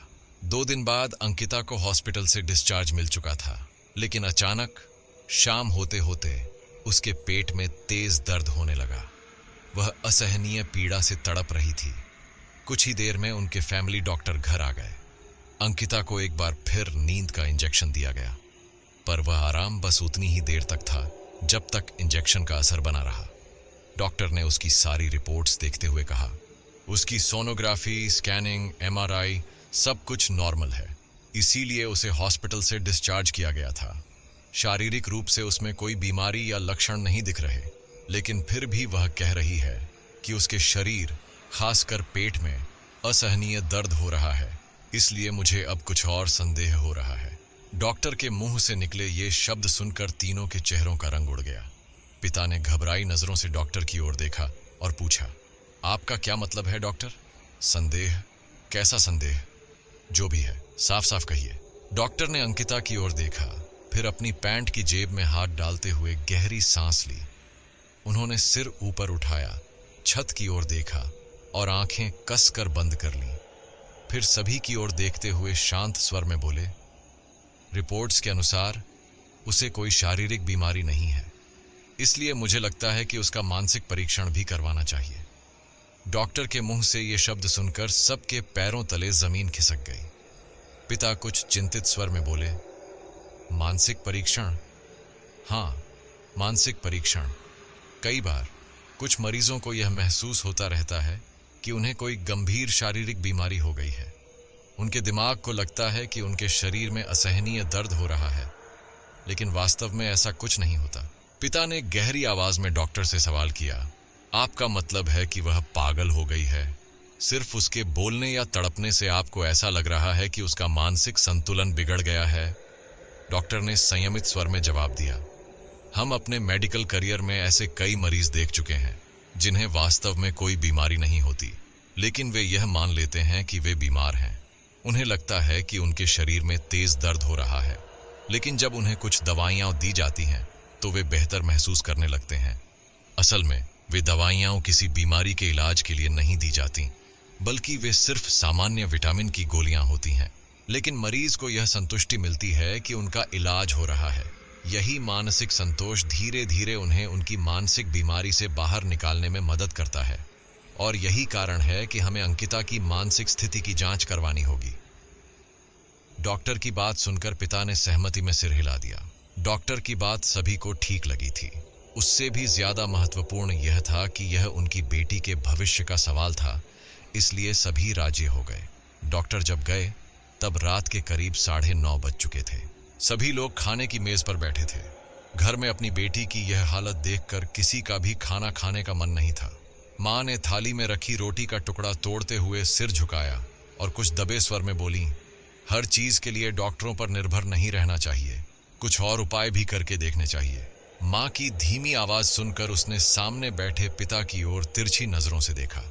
पिता के चेहरे पर गुस्से की झलक साफ दिखाई दे रही थी, लेकिन फिर भी वे शांत स्वर में बोले, डॉक्टरों के अलावा और क्या उपाय करने हैं? माँ ने सिर झुकाए हुए ही फिर कहना शुरू किया, प्रिया की माँ का फोन आया था। कह रही थीं कि किसी ने उन्हें सलाह दी है कि वे प्रिय को 2 दिनों के लिए गांव के महादेव के जागृत देवस्थान पर लेकर जाएं। उसे किसी तरह की बाधा हुई है। मां की बात सुनकर पिता का गुस्सा अब काबू से बाहर हो गया। उन्होंने मां की ओर गुस्से भरी नजरों से देखा और कड़े स्वर में लगभग चिल्लाते हुए बोले, मतलब अंकिता को भी भूत लग गया है? उसे भी किसी बाधा ने पकड़ लिया है? 30 साल पहले गांव छोड़ा था, लेकिन गांव की संकीर्ण सोच, बेवकूफी भरी धारणाएं और अंधविश्वास से अभी तक बाहर नहीं निकल पाई हो। पिता के कठोर शब्द सुनकर मां की आंखों में आंसू आ गए। वह सिसकते हुए रोने लगी। यह देखकर पिता का गुस्सा और बढ़ गया। भरी थाली के सामने रोया नहीं जाता, अन्न देवता नाराज हो जाते हैं। खाना खत्म करके वह बहन अंकिता के कमरे के पास गया। दरवाजा थोड़ा सा खोलकर उसने झांका तो देखा कि वह शांति से सो रही थी। फिर वह अपने कमरे में आकर बिस्तर पर लेट गया, लेकिन उसे नींद नहीं आ रही थी। बार बार मां की बातें उसके दिमाग में गूंज रही थीं। अंकिता को भी बाधा हो गई है। अब समझ में आया कि रोज बिना चूके घर आने वाली प्रिया पिछले 4-5 दिनों से घर नहीं आ रही थी, बल्कि उसका फोन भी नहीं लग रहा था। रात बीतती गई, लेकिन उसकी बेचैनी कम नहीं हो रही थी। वह अपने बिस्तर के पास वाली खिड़की से आसमान को निहार रहा था। तारों से भरा आसमान देखकर उसे अंकिता की याद आ रही थी। रात के समय बंगले की छत पर लेटकर तारों को देखना उसका पसंदीदा शौक था, लेकिन उनके बंगले के आसपास कोई आबादी नहीं थी और पहले से ही अंधेरे से डरने वाली अंकिता के लिए अकेले छत पर जाना किसी युद्ध पर जाने जैसा लगता था। इसलिए रात का खाना खत्म करने के बाद उसे मजबूरी में अंकिता के साथ छत पर जाना पड़ता था। आकाश को निहारते समय उसे जो खुशी मिलती थी, वह शायद सिर्फ वही समझ सकती थी। चाहे उत्तरी आकाश से दक्षिण की ओर धीरे धीरे सरकते विमान की टिमटिमाती लाइटें हों या अचानक प्रकट होने वाली लाल और हरी रंग की चमकदार उल्का, उसे इन सब से गहरा लगाव था। वह हालांकि छत के एक कोने में बैठकर मोबाइल पर पबजी खेलने में ही आनंद लेता था। आज बिस्तर पर लेटे हुए तारों भरे उस आकाश को देखते हुए वह सब कुछ याद आ रहा था। गले में हल्की सी खुश्की महसूस हुई। उसने टेबल की ओर देखा तो याद आया कि वह पानी की बोतल भरकर लाना भूल गया था। उठने का बिल्कुल मन नहीं था, लेकिन मजबूरी थी। वह पानी लेने के लिए कमरे से बाहर निकला और जैसे ही हॉल में पहुंचा, उसकी नजर जमीन पर बैठी बिल्ली पर पड़ी। वह बिना पलक झपकाए सीधे अंकिता के कमरे की ओर देख रही थी। उसने भी अपनी नजर उस दिशा में घुमाई। दरवाजा धीरे धीरे खुल रहा था, फिर बंद हो रहा था और फिर से खुल रहा था। यह उसे कुछ अजीब लगा। वह कमरे की ओर बढ़ने लगा। तभी उसके कानों में एक हल्की आवाज पड़ी। वह अस्पष्ट आवाज किसी लड़की या महिला की थी, लेकिन वह न तो अंकिता की थी और न ही मां की। उस अनजान आवाज को ध्यान से सुनते हुए उसने धीरे धीरे कदम बढ़ाने शुरू किए। तभी दरवाजा धीरे धीरे बंद होने लगा। दरवाजा बंद होने ही वाला था कि उसने जल्दी से हाथ आगे बढ़ाकर उसे रोक लिया और हल्के धक्के से अंदर धकेला। उसकी नजर अब पूरे कमरे में घूम रही थी, लेकिन अब आवाज पूरी तरह से बंद हो चुकी थी। चारों तरफ बस घना अंधेरा फैला हुआ था। उसने दीवार पर लगे स्विच को दबाया और एक तेज आवाज हुई, फट। फोटो खींचने के समय फ्लैश जलता है, वैसे ही दीवार पर लगा बल्ब 1 सेकंड के लिए चमका और तुरंत फूट गया। लेकिन उस एक पल की रोशनी में उसे अंकिता दिखाई दी। डर से सिकुड़कर वह बिस्तर के एक कोने में दुबकी हुई थी। उसने मोबाइल का टॉर्च ऑन किया और उसकी हल्की रोशनी में धीरे धीरे अंकिता के पास पहुंचा। अंकिता, क्या हुआ? उसके सवाल पर अंकिता ने कोई प्रतिक्रिया नहीं दी, लेकिन अब तक हॉल में शांत बैठी बिल्ली कमरे के बाहर चक्कर काटते हुए लगातार चीखने लगी। अंकिता की डरी हुई नजर दरवाजे के दाईं ओर ऊपर के कोने पर टिकी हुई थी। उस खास जगह को घूरते हुए उसके मुंह से निकलने वाली सिसकियां और आंखों से बहते आंसू साफ बता रहे थे कि वहां कुछ है, कुछ ऐसा जो सिर्फ वही देख सकती थी। उस अदृश्य शक्ति का अस्तित्व केवल उसे महसूस हो रहा था। लेकिन सवाल यह था कि टॉर्च की सफेद रोशनी अंकिता पर थी और उसके पीछे कमरे में गहरा अंधेरा फैला था। तो फिर ऐसा क्या था जो अंधेरे में होते हुए भी अंकिता देख पा रही थी? यह सोचते ही उसकी रीढ़ में एक ठंडी सिहरन दौड़ गई। गला तो पहले ही सूख चुका था, पीछे मुड़ने की हिम्मत नहीं हो रही थी। एक पल को मन में आया कि अंकिता का हाथ पकड़कर उसे झटपट इस कमरे से बाहर ले जाए, लेकिन ऐसा करने से क्या होगा? अंकिता की वह स्थिर डरी हुई नजर, भीगी हुई आंखें, डर से कांपते होंठ और सिहरता शरीर देखकर उसने खुद को संभाला और हिम्मत जुटाकर धीरे धीरे अपनी नजर पीछे घुमाई। मोबाइल का टॉर्च घुमाते हुए उसने उसे उस कोने की ओर उठाया। चारों तरफ नजर घुमाई, लेकिन कुछ भी नहीं था। कुछ न देखकर उसके भीतर की दहशत थोड़ी कम हुई। उसने फिर से अंकिता की ओर देखा। अंकिता, क्या हुआ? इतनी क्यों डर रही हो? अंकिता का उसके कहे शब्दों पर बिल्कुल भी ध्यान नहीं था। उसे इस बात का भी होश नहीं था कि उसका भाई उसके सामने खड़ा है। वह अब भी डरी हुई नजरों से दीवार के उसी कोने को घूर रही थी। वहां अब एक काली धुंधली मानवीय आकृति बनने लगी थी। दीवार से चिपकी किसी छिपकली की तरह धुएं जैसी वह काली आकृति छत से लिपटी हुई अंकिता को साफ दिख रही थी।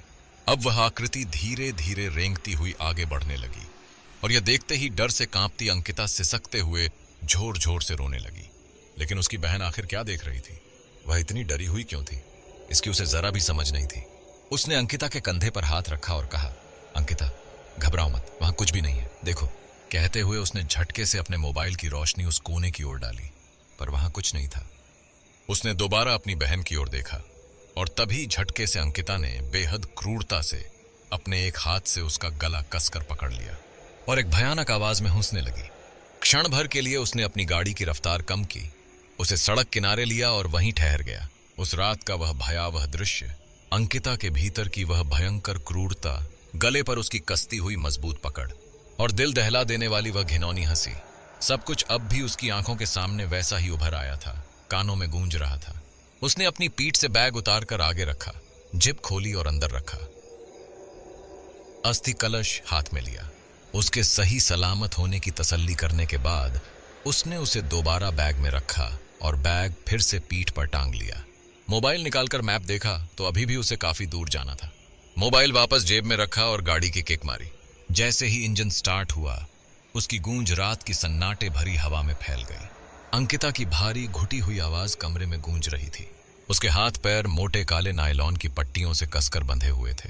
वह चीख रही थी, चिल्ला रही थी, अपने शरीर को उन पट्टियों से छुड़ाने के लिए बुरी तरह संघर्ष कर रही थी। उसकी यह हालत देखकर मां के आंसुओं का बांध टूट चुका था। उन्होंने पल्लू से अपना चेहरा ढक लिया और फक फक कर रोने लगी। बगल में खड़े पिता की ओर देखते हुए डॉक्टर साहब बोले, शेषना में अंकिता की मानसिक स्थिति की जांच करवानी पड़ेगी।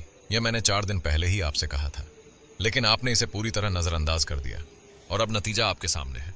अगर आपको चेतने में जरा भी और देर हो जाती तो बड़ा अनर्थ हो सकता था। अब वह दूसरों की जान के लिए भी खतरा बन सकती है। इसलिए डॉक्टर की बात सुनकर दरवाजे पर बनी छोटी खिड़की से अपनी बहन को देखते हुए उसने पूछा, डॉक्टर साहब, अब आगे क्या किया जाएगा? अब हमारे पास शॉक ट्रीटमेंट के अलावा कोई विकल्प नहीं है। जैसे ही शॉक ट्रीटमेंट का नाम सुना, वहां मौजूद सभी लोग सन्न रह गए। मां तो मानो पूरी तरह टूट चुकी थी। वे धम्म से जमीन पर बैठ गईं। कहीं शून्य में देखते हुए कांपती आवाज में उन्होंने कहा, मेरी बच्ची में अब बचा ही क्या है? वह तो सूख कर कंकाल जैसी हो गई है। क्या उसका शरीर इस हालत में शॉक ट्रीटमेंट सहन कर पाएगा? मां, आप चिंता मत कीजिए, डॉक्टर ने नरम लहजे में कहा। हम अंकिता के दुश्मन नहीं हैं। जब कोई मरीज ठीक होता है तो हमें भी खुशी होती है और उसे बचाने के लिए हम हर संभव कोशिश कर रहे हैं। डॉक्टर साहब के मुंह से निकले ये शब्द सुनकर मां को थोड़ी हिम्मत मिली। डॉक्टर साहब ने अपने हाथ में पकड़ा हुआ रिपोर्ट पैड पिताजी की ओर बढ़ाया और बोले, आगे के इलाज के लिए उसे ले जाना पड़ेगा, इसलिए यहां साइन कर दीजिए। पिताजी ने हल्की सी भौहें सिकोड़ते हुए पूछा, यह क्या है? इलाज के दौरान अगर मरीज को कुछ भी अच्छा या बुरा हो जाता है तो उसकी पूरी जिम्मेदारी आपकी होगी। यह सभी अस्पतालों की प्रक्रिया होती है। अंकिता जिस कमरे में थी, उसके दरवाजे पर लगी छोटी खिड़की से झांकते हुए उसने डॉक्टर से पूछा, डॉक्टर साहब, मेरी मां ने जो सवाल पूछा था उसका जवाब आपने अब तक नहीं दिया। क्या आपको लगता है कि शॉक ट्रीटमेंट के बाद वह जिंदा बच पाएगी? क्योंकि उसका शरीर इतना कमजोर और इतना निर्बल हो चुका है कि उसमें अब कुछ भी सहने की ताकत बची होगी। ऐसा तो देखने से बिल्कुल भी नहीं लग रहा। लेकिन पिताजी ने जेब से पेन निकाला और एक पल भी सोचे बिना उन कागजों पर दस्तखत कर दिए। पैड डॉक्टर के हाथ में देते हुए वे बोले, चाहे कितना भी पैसा लग जाए, आप चिंता मत कीजिए। इतना कहकर पिताजी और डॉक्टर केबिन में चले गए। उसकी नजर जमीन पर बैठी मां पर पड़ी, जो शून्य में घूरते हुए अब भी कुछ बड़बड़ा रही थी। वह मां के पास गया। मां बार बार एक ही बात बड़बड़ा रही थी, जो जानवर समझ जाते हैं वह इंसान नहीं समझता। अगर उन्हें अपनाओ तो जानवर भी जान देने को तैयार हो जाते हैं, लेकिन इंसान का घमंड, उसकी मैं वाली सोच, यही उसके विनाश का कारण बनती है। जन्म के साथ जो घमंड आता है वह मिट्टी में मिलने के बाद ही खत्म होता है। मां की ये बातें सुनकर उसने उनके कंधे पकड़कर हल्के से झकझोरते हुए कहा, मां, ये तुम क्या बड़बड़ा रही हो? होश में आओ। सिर्फ घमंड, पैसे का घमंड, ताकत का घमंड, जाति का घमंड, मर्द होने का घमंड, यह सोचने का घमंड कि हम कमा रहे हैं, खूबसूरत होने का घमंड। माँ होश में आओ। मैं होश में ही हूं। मुझे भी बहुत घमंड था अपनी खूबसूरती का। सांवली लड़कियों को कभी स्वीकार नहीं किया, न उनसे दोस्ती की, लेकिन किस्मत ने मेरा घमंड तोड़ दिया। तुम्हारे बाप से शादी करवाकर, शादी के बाद हमेशा पैरों तले दबाकर रखा गया। घर की चौखट के अंदर ही मेरी दुनिया थी। अच्छी साड़ी, कुछ गहने और पेट भरने लायक खाना, बस यही मेरा जीवन बन गया। मेरा घमंड टूट गया, लेकिन तुम्हारे बाप का पैसों का घमंड कभी नहीं टूटा। तुम दोनों भाई बहन न तो मां की तरह बने न पिता की, बल्कि तुम अपनी नानी मेरी मां की तरह हो गए। मां, इन सब बातों का यहां क्या संबंध? बेटा, हर चीज की एक वजह होती है। हम इस हालात से गुजर रहे हैं क्योंकि तुम्हारे पिता का पैसों का घमंड बहुत बड़ा था। मतलब, जो जानवर समझ गए वह इंसान नहीं समझ पाया। रोज अंकिता के कंधे पर खेलती रहने वाली बिल्ली उस दिन के बाद से कभी उसके पास नहीं गई, न ही उसकी कमरे में। वह बस उसे दूर से देखती है, और सिर्फ अंकिता को ही नहीं। जिस जगह अंकिता घूर कर देखा करती थी, वह बिल्ली भी उसी जगह टकटकी लगाए बैठी रहती। माँ, जरा साफ साफ बताओ, यह सब क्या हो रहा है? एक प्रेतात्मा का साया उस पर पड़ चुका है। वह आत्मा उसे क्यों तड़पा रही है? उसका क्या मकसद है, यह समझना जरूरी है।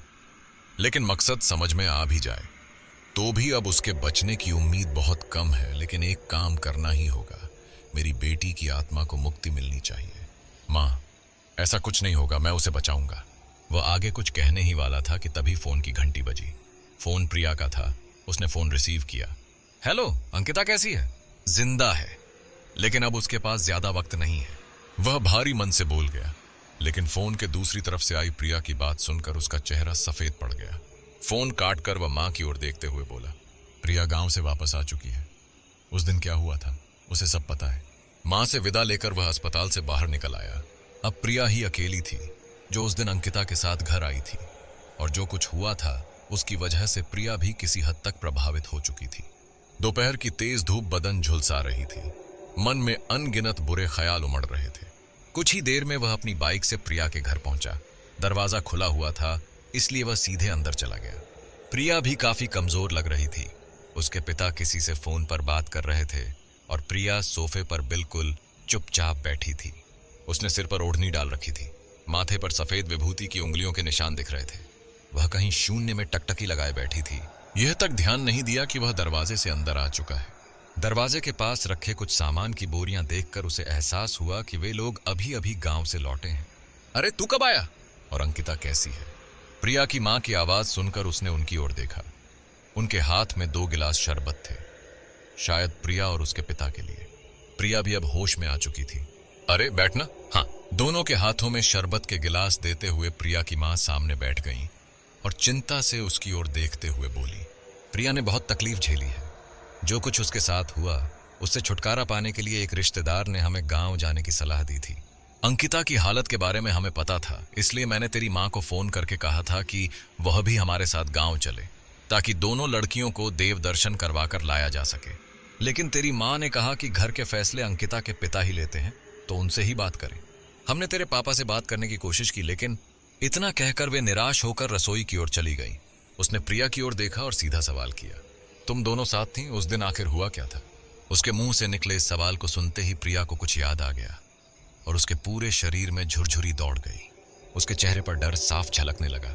खुले दरवाजे से बाहर शून्य में देखते हुए वह धीरे धीरे बोलने लगी। अगले दिन से दिवाली की छुट्टियां शुरू होने वाली थीं और पढ़ाई का आखिरी दिन था, इसलिए हम प्रैक्टिस के लिए सरकारी अस्पताल गए थे। वैसे भी हम अक्सर उस अस्पताल में प्रैक्टिस के लिए जाते थे। उस दिन भी सभी छात्र अलग अलग समूहों में बंट गए थे। हम 4 सहेलियों का समूह दूसरे वार्ड में पहुंचा। वह वार्ड अस्पताल के सबसे पिछले हिस्से में था। हम चारों मरीजों की रिपोर्ट देख रहे थे, उन्हें दी गई दवाइयां और उनकी हालत समझने की कोशिश कर रहे थे। यह सब हमारे लिए रोज का काम था, इसलिए हम बिल्कुल सहज थे। तभी एक वार्ड बॉय संकरी जगह से स्ट्रेचर पर रखी हुई एक लाश लेकर आ रहा था। हमारी किसी का भी ध्यान उसकी तरफ नहीं था। मैं मरीजों की रिपोर्ट दिखाने के लिए अंकिता की ओर मुड़ी और देखा कि उसके शरीर में झुरझुरी दौड़ गई। हम दोनों की नजरें उसके हाथों की तरफ गईं। स्ट्रेचर पर रखी उस लाश का हाथ थोड़ा सा बाहर निकला हुआ था और वह अंकिता के हाथ से छू गया था। उसी छुअन से उसके शरीर में सिहरन दौड़ गई थी। हमारी नजरें अब उस लाश की ओर टिक गईं। उसे देखकर हमारे अंदर अजीब सा एहसास हुआ। लेकिन सरकारी अस्पताल में तो हमेशा इस तरह की लाशें आती हैं, कभी क्षत विक्षत हाल में तो कभी सड़ी गली हालत में। फिर इसमें खास क्या था? वह लाश नदी के किनारे मिली थी और किसी 13-14 साल की बच्ची की थी। कई दिनों तक पानी में रहने की वजह से मछलियों ने उसका चेहरा, हाथ और पैर बुरी तरह कुतर दिए थे। प्रिया के मुंह से निकले ये शब्द सुनकर उसने फिर पूछा, तो इसका मतलब तुम लोग बस डर गए थे, है ना? बिल्कुल नहीं, बल्कि 13-14 साल की उस लड़की की हालत देखकर लग रहा था कि वह कुछ हफ्तों की गर्भवती थी। प्रिया के मुंह से निकले ये शब्द सुनकर उसे भी झटका लगा। उसकी नजर जमीन पर टिक गई। सुन्न होकर वह बोला, इतनी छोटी उम्र में उसकी शादी हो गई थी। उसकी बात सुनकर प्रिया हल्का सा हंसकर बोली, शादी? उस लड़की के शरीर पर स्कूल की यूनिफॉर्म थी। शायद वह 8वीं या 9वीं कक्षा में रही होगी। प्रिया द्वारा सुनाई गई यह सच्चाई सुनकर अब उसके मुंह से एक भी शब्द नहीं निकल रहा था। उसे समझ ही नहीं आ रहा था कि क्या बोले। उसकी हालत देखकर प्रिया आगे कहने लगी, तू तो बस ये सुनकर सुन्न हो गया है। जरा सोच कि हमने तो अपनी आंखों से उस लड़की की लाश देखी थी। हमारी क्या हालत हुई होगी। और अंकिता तो मुझसे भी ज्यादा भावुक है। उसकी आंखों में तो तभी आंसू भर आए थे। वह लड़की का शव पास ही एक कमरे में रखा गया था और वह वार्ड बॉय वहां से चला गया। हम दोनों बस एक दूसरे को देख रहे थे। मुझे पता था कि अंकिता अब मुझसे क्या कहने वाली है। इससे पहले कि वह कुछ बोले, मैंने ही उसे टोक दिया, बिल्कुल नहीं, उस कमरे में बिल्कुल नहीं जाना है। यहां से जल्दी निकलते हैं, वैसे भी बहुत देर हो गई है। लेकिन वह मुझसे बार बार मिन्नतें करने लगी। आखिरकार मुझे उसकी बात माननी पड़ी। अस्पताल के डॉक्टरों, वार्ड बॉय, नर्सों और बाकी कर्मचारियों की नजरों से बचते हुए हम दोनों उस कमरे की तरफ बढ़ने लगे। दरवाजा खोलने की हिम्मत मुझ में नहीं थी, लेकिन अंकिता ने दरवाजा खोल दिया। मैं बस इधर उधर देख रही थी, लेकिन अंकिता ने मेरा हाथ पकड़कर मुझे अंदर खींच लिया। अंदर गए तो उस कमरे में घना अंधेरा पसरा हुआ था। मेरा तो दिल जोर जोर से धड़क रहा था। लेकिन हमने मोबाइल का टॉर्च ऑन किया और कमरे के अंदर का माहौल देखने लगे। वहां एक दो नहीं बल्कि 10 से 12 लाशें सफेद कपड़े से ढकी हुई थीं और हमें इन्हीं के बीच उस लड़की का शव खोजना था। हम दोनों टॉर्च जलाकर दबे पांव आगे बढ़े और एक एक करके शवों पर रखा सफेद कपड़ा हटाकर देखने लगे। कोई हादसे में मरा था तो कोई जलकर, किसी का गला रेतकर हत्या की गई थी। लगभग सभी शवों के कपड़े हटाकर हमने देखा, लेकिन वह लड़की कहीं नहीं मिली। हताश होकर मैं पीछे मुड़ी ही थी कि अचानक अंकिता ने मेरा हाथ पकड़ लिया। मैं मुड़कर उसकी ओर देखी तो वह इशारे से मुझे एक जगह देखने के लिए कह रही थी। मैंने भी उस दिशा में नजर घुमाई तो एक शव सफेद कपड़े से ढका हुआ कोने में स्ट्रेचर पर रखा था। हम दोनों हाथ में टॉर्च लिए धीरे धीरे उस कोने की ओर बढ़ने लगे। अंकिता आगे थी और मैं उसके पीछे पीछे चल रही थी। मैं स्ट्रेचर के पास रुक गई, लेकिन अंकिता आगे बढ़ी और उसने शव के चेहरे से सफेद कपड़ा पूरी तरह हटाकर नीचे गिरा दिया। उस लड़की का बेबस चेहरा देखकर अंकिता की आंखें भर आईं। मछलियों द्वारा अधखाया चेहरा, नदी के पानी में भीगने की वजह से बालों में उलझी घास की टहनियां, सूखी हुई चमड़ी और उसकी बड़ी बड़ी खुली आंखें, जिनमें से जीवन की आखिरी उम्मीद भी बुझ चुकी थी। मैंने अंकिता से कहा, चलो यहां से निकलते हैं। जैसे ही अंकिता ने जमीन पर पड़ा सफेद कपड़ा उठाया और शव को ढकने के लिए खड़ी हुई, अचानक स्ट्रेचर पर रखा वह शव उठकर बैठ गया। उसने अपना जबड़ा चौड़ा खोल लिया और टकटकी लगाए अंकिता को घूरने लगा। बिल्कुल सामने घट रही इस भयानक घटना को देखकर अंकिता का पूरा शरीर जम सा गया। उसके दांत एक दूसरे से चिपक गए और वह पूरी तरह सुन्न पड़ गई। उस लड़की को देखते ही डर के मारे अंकिता ने एक गहरी सांस ली और आंखें फाड़कर बस उसे देखती रह गई। यह दृश्य देखकर मैं बुरी तरह कांप गई। डर के मारे मेरे हाथ से मोबाइल गिर गया और टॉर्च बंद हो गया। हर तरफ घना अंधेरा छा गया। इस अंधेरे में मुझे किसी के संघर्ष करने की आहट महसूस हो रही थी। लगा जैसे वह शव धप्प से जमीन पर गिर पड़ा। मैं कांपते हाथों से जमीन पर टटोलकर मोबाइल खोजने लगी। डर से मेरी हिचकियां निकल रही थीं। उस संघर्ष की आवाज गहरे सन्नाटे में दिल दहला देने वाली लग रही थी। आखिरकार मोबाइल मिल गया। कांपते हाथों से किसी तरह टॉर्च ऑन किया और रोशनी आगे डाली। अंकिता कहीं नहीं दिख रही थी। मैंने स्ट्रेचर पर रोशनी डाली, लेकिन वहां वह शव भी नहीं था। मेरा दिल जोर से धड़क उठा, आंखों में आंसू भर आए। कांपते हुए मैंने धीरे धीरे आगे कदम बढ़ाए। हल्का सा झांक कर देखा तो स्ट्रेचर के दूसरी ओर सफेद कपड़े के नीचे कोई शव पड़ा होने का एहसास हुआ। मेरा पूरा शरीर भय से कांपने लगा। मन में आया कि बाहर जाकर किसी की मदद लूं, लेकिन अगर किसी ने पूछ लिया कि हम यहाँ क्या कर रहे हैं तो क्या जवाब दूंगी। थोड़ी हिम्मत जुटाकर मैं उस शव के पास गई। गला सूख गया था, गट्ठल निगलते हुए घुटनों के बल बैठी, कांपते हाथों से सफेद कपड़े को पकड़ा। झटके से वह कपड़ा हटाया और जो देखा उससे मेरी बची कुची हिम्मत भी जवाब दे गई। जमीन पर एक तरफ वह शव पड़ा था और दूसरी तरफ अंकिता। दोनों की आंखें चौड़ी खुली हुई थीं और छत की ओर स्थिर टिकी थीं, और अंकिता ने उस लड़की का हाथ कसकर पकड़ा हुआ था। बोलते बोलते प्रिया अचानक रुक गई। उसे यह भी पता नहीं चला कि उसकी मां कब सोफे पर आकर उसके पास बैठ गई। प्रिया के सिर पर हाथ फेरते हुए मां बोली, प्रिया की बाधा तो हटा दी गई, लेकिन हमें सबसे ज्यादा चिंता अंकिता की है, क्योंकि वह आत्मा अभी भी उसके शरीर में है। प्रिया की मां की यह बात सुनकर वह झटके से उठा और प्रिया की ओर देखते हुए बोला, शायद इस पूरे रहस्य का जवाब अब सिर्फ सरकारी अस्पताल में पड़े उस शव से ही मिल सकता है। कल से अंकिता की शॉक ट्रीटमेंट शुरू हो रही है और उसका कमजोर शरीर इसे झेल पाएगा, ऐसा हमें नहीं लगता। अगर हमें उसे बचाना है तो सबसे पहले उस शव का पता लगाना होगा। इतना कहकर वह घर से बाहर निकलने लगा। रुको, मैं भी तुम्हारे साथ चलूंगी। प्रिया के यह शब्द सुनकर उसकी मां कुछ कहने ही वाली थी कि तभी वह बीच में बोल पड़ा, तुम्हारे माँ बाबा ने तुम्हें मौत के मुंह से वापस खींच लिया है। तुम्हें दोबारा उस दरवाजे तक नहीं ले जाना चाहता। अब बस देखना है कि भगवान ने अंकिता के लिए क्या फैसला किया है। यह कहकर वह प्रिया के घर से बाहर निकल गया और सीधे सरकारी अस्पताल की ओर बढ़ने लगा, वहीं जहां से इस भयानक घटना की शुरुआत हुई थी। अपन ये दान पिले पतौती था। आखिर उस लड़की के साथ हुआ क्या था? इतनी छोटी बच्ची गर्भवती कैसे हुई? जरूर किसी ने उसके साथ बार बार बलात्कार किया होगा। फिर क्या डर के मारे उसने आत्महत्या कर ली, या फिर सच्चाई बाहर ना आ जाए, इस डर से उसे मारकर नदी में फेंक दिया गया। और वह आत्मा अंकिता को ही क्यों सता रही है? आखिर उसकी अधूरी इच्छा क्या है? क्या इन सब से निकलकर उसकी बहन अंकिता जिंदा बच पाएगी? इन सवालों का तूफान उसके दिमाग में उमड़ने लगा। शाम होने को आई थी और उसकी बाइक सरकारी अस्पताल के लोहे के गेट से भीतर दाखिल हुई। अस्पताल के हर कोने में पुलिसकर्मी, सेना की वर्दी में जवान, सफेद एप्रन पहने डॉक्टर और नर्सें दिख रही थीं। कुछ निश्चित वेशभूषा में वार्ड बॉय, सफाई करने वाली महिलाएं, इधर उधर भागते मरीजों के रिश्तेदार और गेट से अंदर आती सायरन बजाती एम्बुलेंस। यह सब सरकारी अस्पताल के लिए आम नजारा था। हर कोई अपनी अपनी भागदौड़ में लगा हुआ था। इस भीड़ में रास्ता बनाते हुए वह अस्पताल के एक कोने में स्थित पूछताछ विभाग की ओर बढ़ा। सामने एक बुजुर्ग व्यक्ति लकड़ी की कुर्सी पर बैठे दिखाई दिए। उनके चारों ओर पहले से ही कुछ लोग खड़े थे। उनके सामने रखी मेज पर ढेर सारी फाइलें, कागजात और रजिस्टर फैले हुए थे। वे एक रजिस्टर में कुछ लिख रहे थे।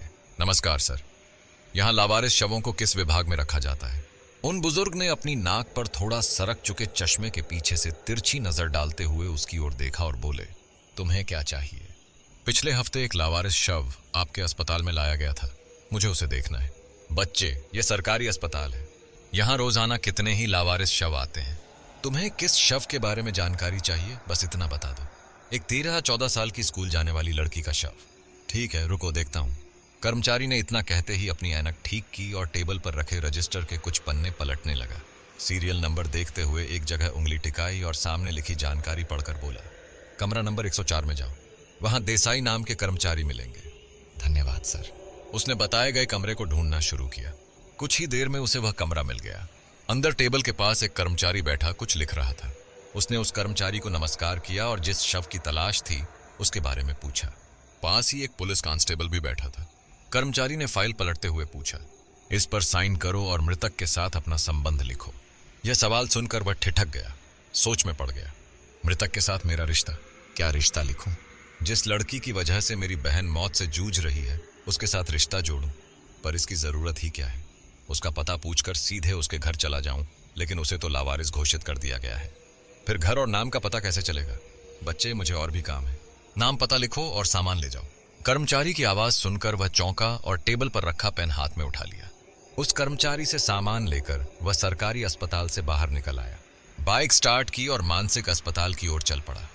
रात धीरे धीरे गहराती जा रही थी। उसे अंकिता से आखिरी बार मिलना था। तुम्हारा दिमाग खराब हो गया है क्या? उसने तुम पर हमला किया था, ये इतनी जल्दी भूल गए? डॉक्टर साहब, देखो, मुझे तुम्हारी कोई बात नहीं सुननी। अंकिता दूसरों के लिए खतरनाक साबित हो रही है और मैं जानबूझकर जहर की परीक्षा नहीं लेना चाहता। डॉक्टर साहब, मुझे बस एक बार अंकिता से मिलना है। आप अपने प्रयास करिए और मुझे मेरा प्रयास करने दीजिए। तुम क्या प्रयास करने वाले हो? कोई झाड़ फूंक, कोई ताबीज, किसी बाबा का प्रसाद। मेरे अस्पताल में ये सब नहीं चलेगा। डॉक्टर साहब, ऐसा कुछ भी नहीं है जैसा आप सोच रहे हैं। बोलते बोलते उसकी आंखें भर आईं। डॉक्टर के सामने हाथ जोड़ते हुए वह फिर बोला, मुझे सिर्फ एक बार उससे बात करनी है, पता नहीं कल क्या होगा। बस एक बार, आखिरी बार। डॉक्टर हैरानी से उसकी तरफ देखते रह गए। कुछ पल चुपचाप खड़े रहे, फिर हल्का सा सिर खुजलाते हुए पास खड़े अस्पताल के कर्मचारी की ओर नजर घुमाई। रात के अंधेरे में उसकी बाइक अब धीरे धीरे गड्ढों से भरे रास्ते पर आगे बढ़ रही थी। वह पहाड़ की घुमावदार चोटी तक पहुंच चुका था। एक तरफ ऊंची खड़ी पहाड़ी और दूसरी ओर अंधेरे से भरी गहरी खाई। रास्ता चौड़ा था, इतना कि एक 4 पहिया वाहन आराम से आ सके, लेकिन अगर सामने से कोई और गाड़ी आ जाती तो दोनों को बचने के लिए सिर पकड़कर बैठना पड़ता। बड़े बड़े पत्थरों और ऊबड़ खाबड़ सतह वाले उस रास्ते पर उसकी बाइक 2 बार फिसलते फिसलते बची। वह संभल कर बाइक चला रहा था। सच कहूं तो उसे अपनी जान जाने का डर नहीं था। डर इस बात का था कि अगर इस सुनसान वीरान जंगलों से घिरे इलाके में रात के वक्त बाइक पंक्चर हो गई या बंद पड़ गई तो क्या होगा। इसी सोच में वह बाइक सावधानी से चला रहा था। दाईं ओर की गहरी खाई से उठकर आती ठंडी हवा जब उसके शरीर से टकराती तो ऐसा लगता मानो उसकी जख्मों पर हल्की सी फूंक मारकर उन्हें शांत कर रही हो। घावों का जलन अब काफी कम हो चुका था। रात की नीरव शांति में बाइक के टायरों की खड़खड़ाहट भयानक तरीके से गूंज रही थी। कुछ ही देर में वह पहाड़ी की चोटी पर पहुंच गया और अपनी बाइक एक जगह रोक दी। पीछे मुड़कर देखा तो घने अंधकार ने सब कुछ निगल लिया था, मगर सामने हेडलाइट की रोशनी में दूर तक का नजारा साफ दिखाई दे रहा था। उसने बाइक की हेडलाइट बंद की और वहीं खड़ा रहा। उसकी नजरें उस अपूर्व प्राकृतिक सौंदर्य को निहारने लगीं जो किसी भी सुंदर अप्सरा को भी मात दे सकता था। घने जंगलों और दूर दूर तक फैली पहाड़ियों के बीच हल्की चांदनी बिखरी हुई थी। असीम गहराइयों वाली घाटियां, पहाड़ों के किनारे से होकर बलखाती नदी जो कुछ दूरी पर जाकर घने पेड़ों के बीच गायब होती सी लग रही थी। उसकी नजर सामने के पहाड़ के पास बसे गांव पर टिक गई। घुप अंधेरे में आकाश में टिमटिमाते तारों के बीच गांव के घरों से निकलती बिजली की रोशनी ऐसी लग रही थी मानो पहाड़ की गोद में चांदनी उतर आई हो। उसने लंबा सफर तय किया था, मगर अब वह अपने तय किए हुए स्थान पर पहुंच चुका था। उसने घड़ी देखी, रात के 12 बज चुके थे। उसने अपनी बाइक दोबारा स्टार्ट की और हेडलाइट का तेज प्रकाश जैसे अंधकार से भरे कच्चे रास्ते को अपनी पकड़ से छुड़ा रहा हो। उसने थोड़ा एक्सीलरेटर बढ़ाया और टेढ़े मेढ़े रास्ते से सावधानी से नीचे उतरने लगा। जैसे ही वह नीचे जाने लगा, उसकी आंखों के सामने मेंटल हॉस्पिटल का वह भयावह दृश्य फिर से तैरने लगा। डॉक्टर साहब ने आखिरकार अंकिता से मिलने की इजाजत दे दी और वह उसके कमरे की ओर बढ़ा। वार्ड बॉय ने दरवाजे की कुंडी सरकाई और बाहर निकल गया। उसने दरवाजा खोला और अंदर चला गया। अंकिता का कमजोर शरीर लोहे के बेड से कसकर बंधा हुआ था। उसका चेहरा देखते ही उसका गला भर आया। रूखे और बेजान बाल बिस्तर पर बिखरे हुए थे। आंखों के नीचे गहरे काले धब्बे पड़ चुके थे। चेहरा सूखा हुआ, होंठों पर दरारें और हड्डियों से चिपकी हुई त्वचा। फिर भी उसकी गर्दन की धड़कती नसें अब भी उसके जीवित होने का संकेत दे रही थी। उसकी नजर कमरे की दीवार पर पड़ी, जहां एक जगह किसी ने नाखून से खुरच कर कुछ लिखा था। सम था, मुझे बचाओ। अपने नाखून से गहरा कट लगाकर अंकिता ने वह शब्द दीवार पर उकेरे थे। ऐसा लगा जैसे वह उम्मीद से भरकर उसकी ओर देख रही हो, मदद की गुहार लगा रही हो। वह धीरे से बिस्तर के पास उसके पैरों के करीब खड़ा हुआ और हल्की आवाज में पुकारा, अंकिता, देखो मैं आ गया हूं। कोई जवाब नहीं आया। शायद वह बेहोश थी। वह पल भर रुका और फिर से बोला, अंकिता, देखो मैं आ गया हूं। फिर भी कोई प्रतिक्रिया नहीं मिली। उसने गहरी सांस ली, उसकी ओर झुककर जोर से पुकारा, अंकिता। चारों ओर एक रहस्यमयी सन्नाटा फैला हुआ था। उसने अपनी पीठ पर लटक रही बैग उतारी और नीचे रख दी। फिर उसकी नजर निढाल पड़ी अंकिता के शरीर पर गई। तुम सुन रही हो ना?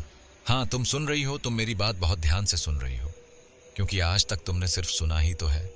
कभी घर वालों का, कभी पड़ोसियों का, तो कभी अपनी सहेलियों का। बोलते बोलते वह एक पल के लिए रुका। अंकिता के मुरझाए चेहरे को देखते हुए बहुत शांत स्वर में उसने कहा, जिसे जिंदगी का मतलब भी ठीक से समझ नहीं आया था, जिसे यह भी नहीं पता था कि चरित्र क्या होता है। उसके जीवन और उसकी इज्जत पर दाग लगा दिया गया।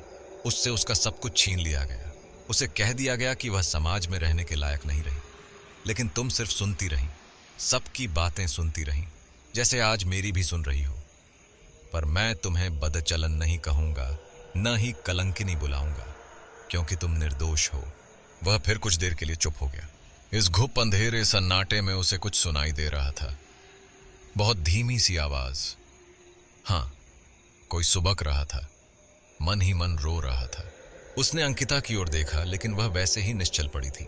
उसने आसपास भी देखा, लेकिन कमरे में और कोई नहीं था। फिर भी वह आवाज उसे अब भी सुनाई दे रही थी। उसने अपने दोनों हाथ जोड़ लिए और नम आंखों से बोला, मुझे पता है तुम यहीं कहीं हो, मुझे देख रही हो, मेरी बातें सुन रही हो, है ना गौरी? जैसे ही उसके मुंह से निकले हुए शब्द अंकिता के कानों तक पहुंचे, उसके चेहरे का रंग बदलने लगा। उसने धीरे से अपनी आंखें खोली और सिर हल्का सा तिरछा करके बेबस नजरों से उसकी ओर देखा। उसकी आंखों से गिरने वाले आंसू उसके बालों में समाने लगे।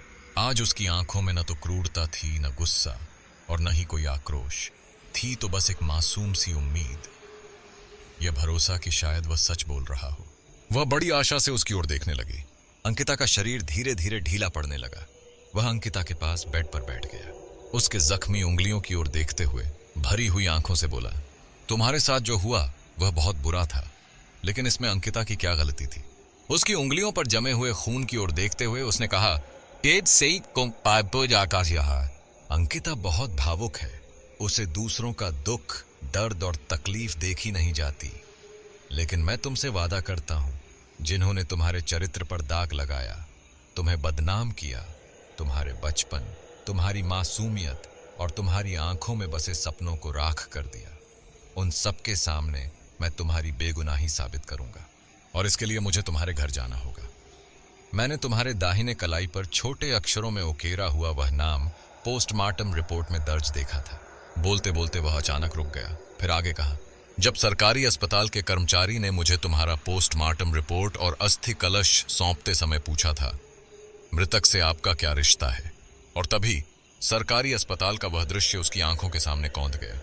जब उस कर्मचारी ने वह सवाल पूछा था, बेटा मुझे और भी काम है, रजिस्टर में अपना नाम, पता और मृतक से संबंध लिखकर यह सामान ले लो, तो फिर तुम्हारे हिसाब से मैं यहां कौन सा रिश्ता लिखता, कौन सा नाता जोड़ता?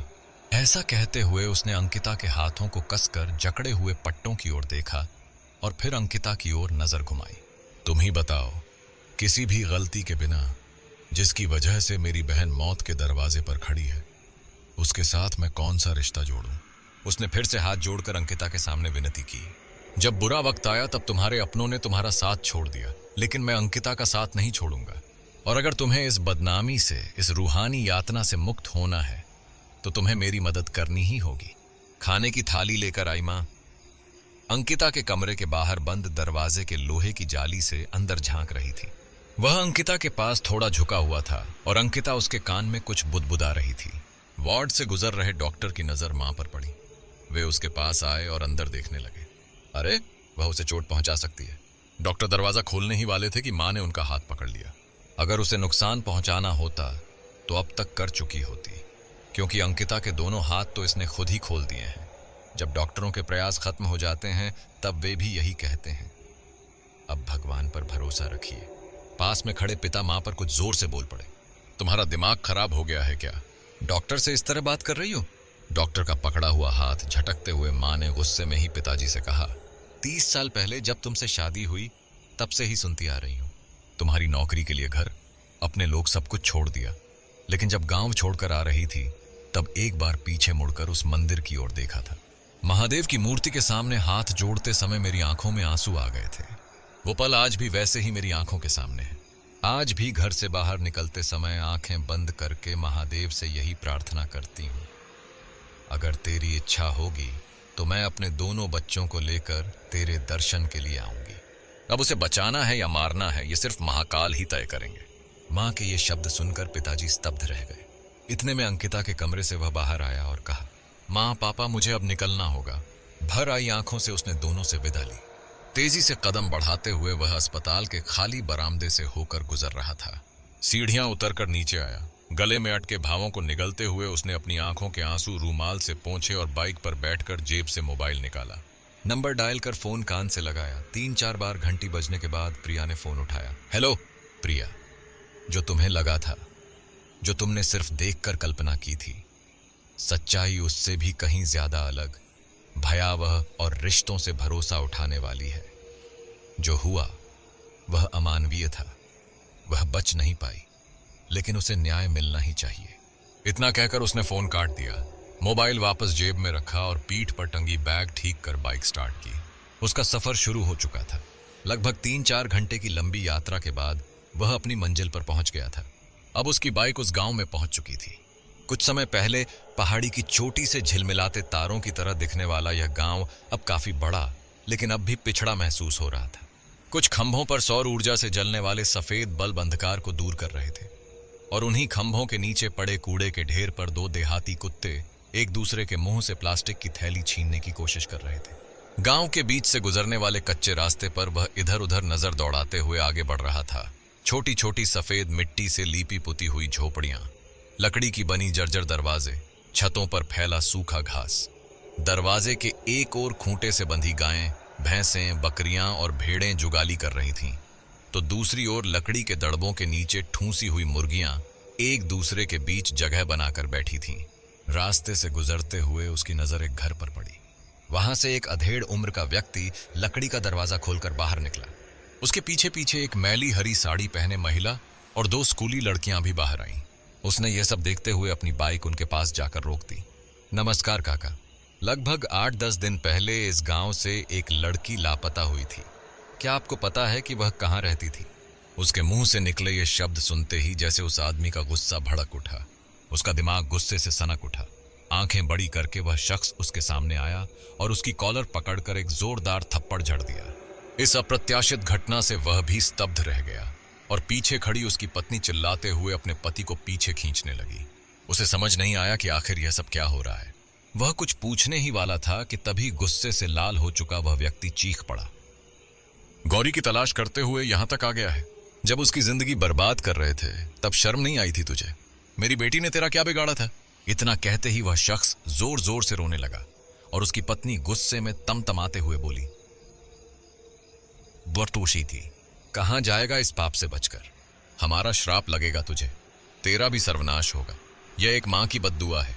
गालियां देते हुए, हाथ मरोड़ते हुए उस मां ने जोर का विलाप किया। अपने माता पिता को इस तरह रोते देख उनकी दोनों छोटी बेटियां भी रोने लगीं। इस पूरे घटनाक्रम से उसे यह समझते देर नहीं लगी कि यह गौरी के माता पिता ही हैं जिनकी वह तलाश कर रहा था। इस हंगामे की आवाज सुनकर गांव वाले भी अपने अपने दरवाजे खोलकर बाहर निकल आए। उसने एक नजर घुमाई तो कोई छोटा तौलिया लपेटे खड़ा था, कोई लुंगी पहने था तो किसी ने घुटनों तक की ढीली चड्डी पहन रखी थी। महिलाओं का समूह अभी भी अपने दरवाजों के अंदर से ही झांक रहा था।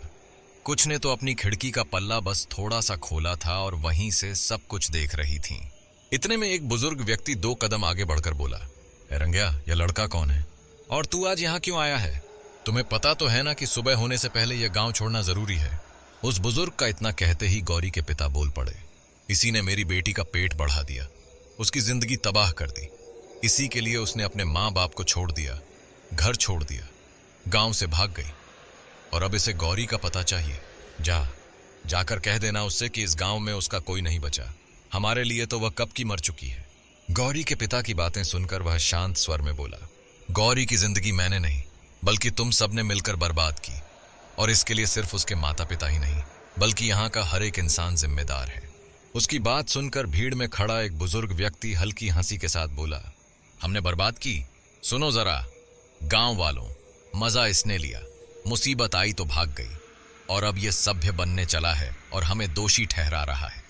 वह आदमी 2 कदम आगे बढ़ा और गुस्से में तमतमाते हुए बोला, 9वीं कक्षा में पढ़ने वाली लड़की पेट में बच्चा लेकर घूम रही थी। अब तुम ही बताओ, ऐसी लड़की के साथ हम अपनी बेटियों को स्कूल भेजते? उसकी हालत देखकर उसके माँ बाप तक उसे अपनी संतान मानने से इनकार कर रहे थे और हम उसे समाज में जगह दें, जिसे मार मार कर पूछा गया कि वह किसका पाप अपने गर्भ में लिए घूम रही है, लेकिन उसने आखिरी सांस तक तेरा नाम नहीं लिया। उसे हम गांव में रहने दें? ऐसी कलंकिनी लड़की को इस गांव में रहने का हक नहीं था और अपनी बेटी को सही संस्कार न दे पाने वाले उस परिवार को भी इस गांव से बाहर निकाल देना ही सही था। यह सजा पूरे गांव ने, यहाँ के पंचों ने और समाज ने मिलकर सुनाई थी। उस आदमी की बातें सुनकर वह कुछ देर तक चुपचाप खड़ा रहा और फिर कहीं दूर शून्य में देखते हुए बोला, एक 13-14 साल की बच्ची को दुनिया की कितनी समझ होगी? जिनके सिर के बाल सफेद हो गए वे आज भी अज्ञानी ही हैं, झूठे रुतबे में जी रहे हैं। सही क्या है, गलत क्या है, ये समझने से पहले ही जिन्होंने एक मासूम बच्ची को कलंकिनी करार दे दिया। अपनी बेटी खो चुके परिवार को गांव और घर छोड़ने की सजा देकर न्याय करने का घमंड पालने वाले ये पंच ही गांव और समाज का नेतृत्व करेंगे। इससे बड़ा दुर्भाग्य और क्या होगा। अब हमें सही गलत तू सिखाएगा। भागी ना वो तेरे साथ। अब दोनों चैन से रहो। गौरी के पिता अब पूरी तरह गुस्से में थे, लेकिन उसे किसी चीज का डर नहीं था। वह शांत था। लोगों ने उसे बुरा भला कहा। गौरी के माता पिता ने उस पर हाथ उठाया। एक अनजान निर्दोष मृत लड़की के साथ उसका नाम जोड़ा, लेकिन उसका धैर्य अब तक नहीं टूटा था। वह अब भी ठहरकर शांत स्वर में बोला, इतिहास हमें सिखा चुका है कि इंसान पूरी दुनिया से लड़ सकता है, लेकिन जब उसका अपना परिवार ही उसके खिलाफ खड़ा हो जाता है तब वह बेबस हो जाता है।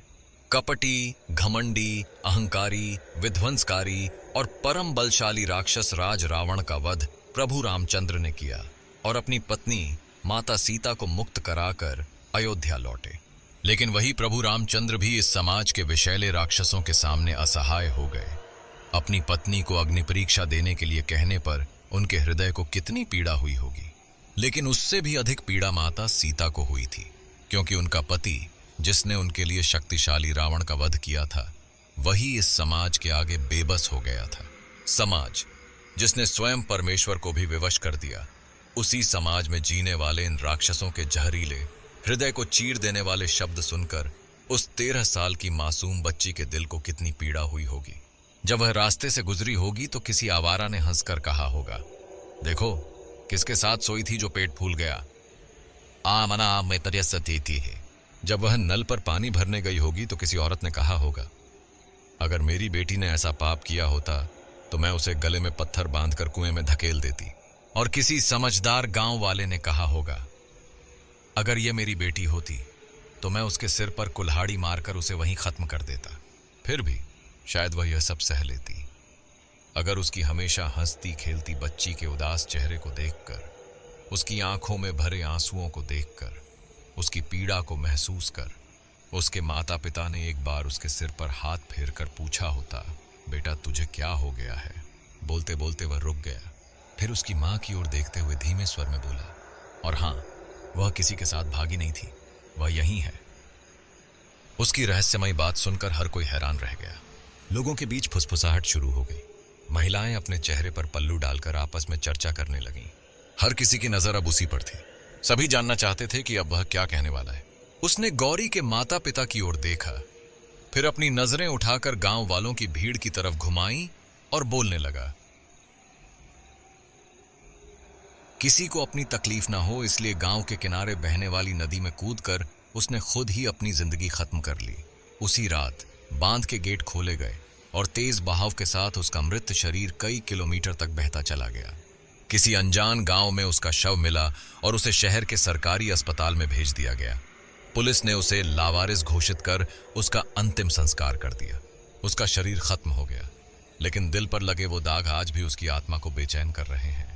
इतना कहकर उसने अपनी पीठ पर टंगी बैग बाइक पर रखी और झटके से झिप खोल दी। वहां मौजूद हर कोई उत्सुकता से उसे देखने लगा। बैग में हाथ डालकर उसने अस्थि कलश बाहर निकाला। यह देखते ही गौरी की मां की आंखों से आंसुओं का सैलाब फूट पड़ा।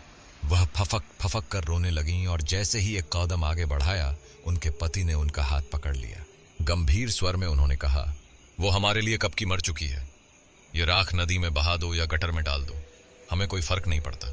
गौरी के पिता के ये पत्थर जैसे कठोर शब्द सुनकर उसकी भी आंखें भर आईं, लेकिन उसने कुछ नहीं कहा। वह चुपचाप अस्थि कलश बाइक की सीट पर रखता है और बैग में हाथ डालकर एक सफेद कागज निकालता है। सबकी ओर देखते हुए वह सीधे गौरी की मां की तरफ कदम बढ़ाता है और कागज दिखाते हुए बोलता है, यह आपकी बेटी की पोस्टमार्टम रिपोर्ट है। जिस वजह से इस गांव ने, समाज ने, लोगों ने और खुद उसके परिवार ने उसका मानसिक और शारीरिक शोषण किया, जिसके कारण उसकी चरित्र पर उंगलियां उठाईं। तो वो जो बढ़ा हुआ पेट था वो किसी का पाप नहीं था, बल्कि 6 किलो का ट्यूमर था। उसी ट्यूमर को देखकर इस समाज ने उसे कलंकिनी कह दिया। उस बेचारी को अपने गरीब पिता की मजबूरी का एहसास था। उसे पता था कि उसके इलाज के लिए पैसे कहां से आएंगे, इसलिए उसने असहनीय शारीरिक पीड़ा सह ली। लेकिन उसके मन की पीड़ा का क्या। उसके मुंह से ये शब्द सुनकर गौरी के माता पिता धड़ाम से जमीन पर बैठ गए, जैसे उनके शरीर की सारी ताकत ही खत्म हो गई हो।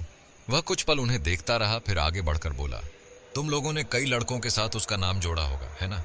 और जब मैं यहाँ आया तो मेरे साथ भी उसका नाम जोड़ दिया। सच कहूं तो जब सरकारी अस्पताल से उसका अस्थि कलश और पोस्टमार्टम रिपोर्ट मेरे हाथ में सौंपा जा रहा था, तब वहां के कर्मचारी ने मुझसे भी यही सवाल किया था। उस वक्त सरकारी अस्पताल का वो पल मेरी आंखों के सामने आ गया, जब उस कर्मचारी ने मुझसे पूछा, बै कंपा को परबाती शो पाए तारीखी, इस पर साइन करें और मृतक से अपना रिश्ता लिखें। मृत शरीर के साथ क्या रिश्ता लिखूं? क्षण भर सोचा, फिर बिना किसी झिझक के मैंने लिखा, छोटी बहन। और यहां तक आने की वजह मेरी बहन अंकिता है। गौरी की आत्मा मेरी बहन अंकिता के शरीर में है। यहां आते वक्त मैंने अंकिता के शरीर में मौजूद गौरी के सामने हाथ जोड़कर कहा था, देख कैसी घड़ी आ गई है। एक भाई अपनी एक बहन के सामने दूसरी बहन के जीवन की भीख मांग रहा है। ये भीख अपनी झोली में डालनी है या नहीं, ये बहन को तय करना है। लेकिन मैं तुझे न्याय दिलाकर रहूंगा। तेरे गांव जाऊंगा, सबके सामने साबित करूंगा कि तू निर्दोष थी। उसकी बात खत्म हुई, लेकिन गौरी के माता पिता ने सिर पटकते हुए जोर से रोना शुरू कर दिया।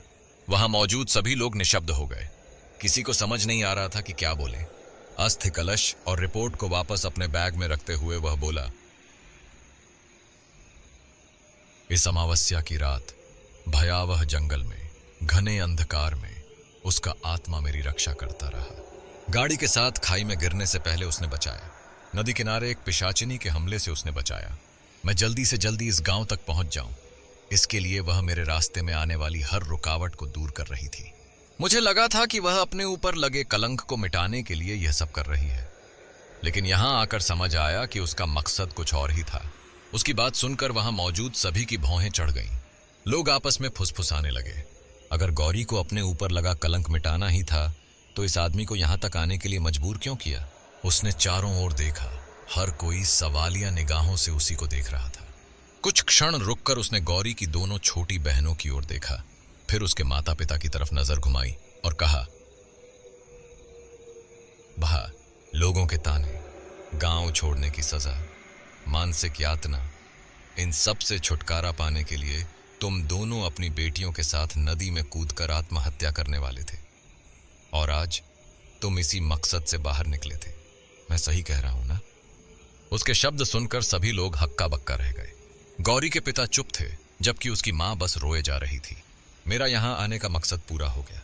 वह मेरे खून का रिश्ता नहीं थी, लेकिन फिर भी एक भाई होने के नाते उसकी अस्थियों को नदी में प्रवाहित करके उसकी आत्मा की मुक्ति की प्रार्थना करूंगा। चलता हूं मैं। कहते हुए उसने गौरी के माता पिता और गांव वालों के सामने हाथ जोड़ लिए। बैग पीठ पर टांग ही रहा था कि तभी गौरी की मां आगे आई और हाथ जोड़कर बोली, ओ पाप उनकी बाती, हमसे गलती हो गई, हम उसे समझ ही नहीं पाए, और आज लोगों के डर से उसकी अस्थियां भी लेने नहीं वाले थे। लेकिन तुम, जो ना हमारे रिश्तेदार हो, ना कोई अपना, न खून का नाता, फिर भी यहां तक आकर मेरी बेटी पर लगे सारे इल्जाम मिटा दिए। और आज थक हार कर हम दोनों भी अपनी बेटियों के साथ जान देने जा रहे थे, लेकिन तुमने हमें बचा लिया। तुम्हारा यह एहसान इस जन्म में तो चुका नहीं पाएंगे। जिस तरह कोई भूखी भिक्षुक स्त्री अपनी झोली फैलाकर किसी से दया की भीख मांगती है, उसी तरह गौरी की मां ने अपने दोनों हाथ जोड़े और उनके सामने फैला दिए। उसने भी बिना देर किए अस्थि कलश और पोस्टमार्टम रिपोर्ट उनके हाथों में सौंप दी। अब उसे जल्द से जल्द शहर पहुंचना था। सुबह से अंकिता की शॉक ट्रीटमेंट शुरू होनी थी। आगे क्या होगा, इस चिंता में रास्ता खत्म होने का नाम ही नहीं ले रहा था। सवेरा हो चुका था। पूरी रात सफर करने के बाद अब आंखों के आगे अंधेरा छाने लगा था। घावों से बहता खून वहीं जम चुका था। शहर में दिवाली की रौनक थी। बच्चे नए कपड़े पहनकर पटाखे जला रहे थे। औरतें अपने दरवाजे पर रंगोली बना रही थीं। लेकिन उसे तो बस जल्द से जल्द अस्पताल पहुंचना था। जैसे ही उसकी बाइक अस्पताल के गेट के अंदर गई, सामने बाबा डॉक्टर साहब से बात कर रहे थे। उसे इस हाल में देखकर बाबा का गुस्सा फूट पड़ा। तू फिर कहां गिर पड़ा? एक एक मुश्किल सुलझाएं कि नहीं? बाबा की बात सुनकर वह तेजी से अंकिता के कमरे की तरफ बढ़ा। कमरे का दरवाजा खुला हुआ था। जैसे ही वह अंदर गया, सामने अंकिता बिस्तर पर बैठी थी और मां उसे चपाती भाजी खिला रही थी। उसे देखकर उसकी आंखें भर आईं। चेहरे पर खुशी छलकने लगी। अंकिता अब ठीक हो चुकी थी। गौरी ने उसे मुक्त कर दिया था। अंकिता को स्वस्थ देखकर उसकी खुशी का ठिकाना न रहा। उसकी बगल में खड़ी प्रिया उसे देखकर हल्का मुस्कुराई। वह अंकिता के पास बैठ गया, लेकिन उसके शरीर पर पड़े जख्म देखकर अंकिता चिंतित हो उठी। ये क्या हुआ? इतना कैसे लग गया तुझे? इतना सुनते ही प्रिया की नजर भी उसके घावों पर गई। उसने फौरन पास रखे बॉक्स से मलहम, पट्टी और दवाइयां निकालकर उसकी चोटों पर लगाना शुरू कर दिया। दोनों को अपने पास इस तरह देख अंकिता मुस्कुराई और बोली, माँ जरा पानी लाकर दो ना। माँ ने तुरंत पानी की बोतल उसके सामने कर दी। ले बेटा पानी पी, कितनी कमजोर हो गई मेरी बच्ची। अंकिता ने पानी हाथ में लेते हुए फिर कहा, माँ लगता है बाबा बुला रहे हैं। यह सुनते ही माँ तुरंत उठी और जल्दी से कमरे से बाहर चली गई। जैसे ही वह बाहर निकली, अंकिता ने दोनों की ओर देखते हुए हल्के से मुस्कुराकर कहा, अकेले होते ही तुम दोनों एक दूसरे के बारे में पूछते रहते हो। अब जब साथ हो तो जो पूछना है एक दूसरे से पूछ लो। इस अप्रत्याशित बात से प्रिया घबरा गई। शर्माकर वह कमरे से बाहर निकल गई और तभी माँ अंदर आ गई। अपनी बहन के सिर पर हल्की चपत लगाते हुए वह बोला, पागल है क्या। अंकिता ने मुस्कुराते हुए खुले दरवाजे की ओर इशारा किया। दरवाजे के बाहर प्रिया बाबा के पैर छू रही थी।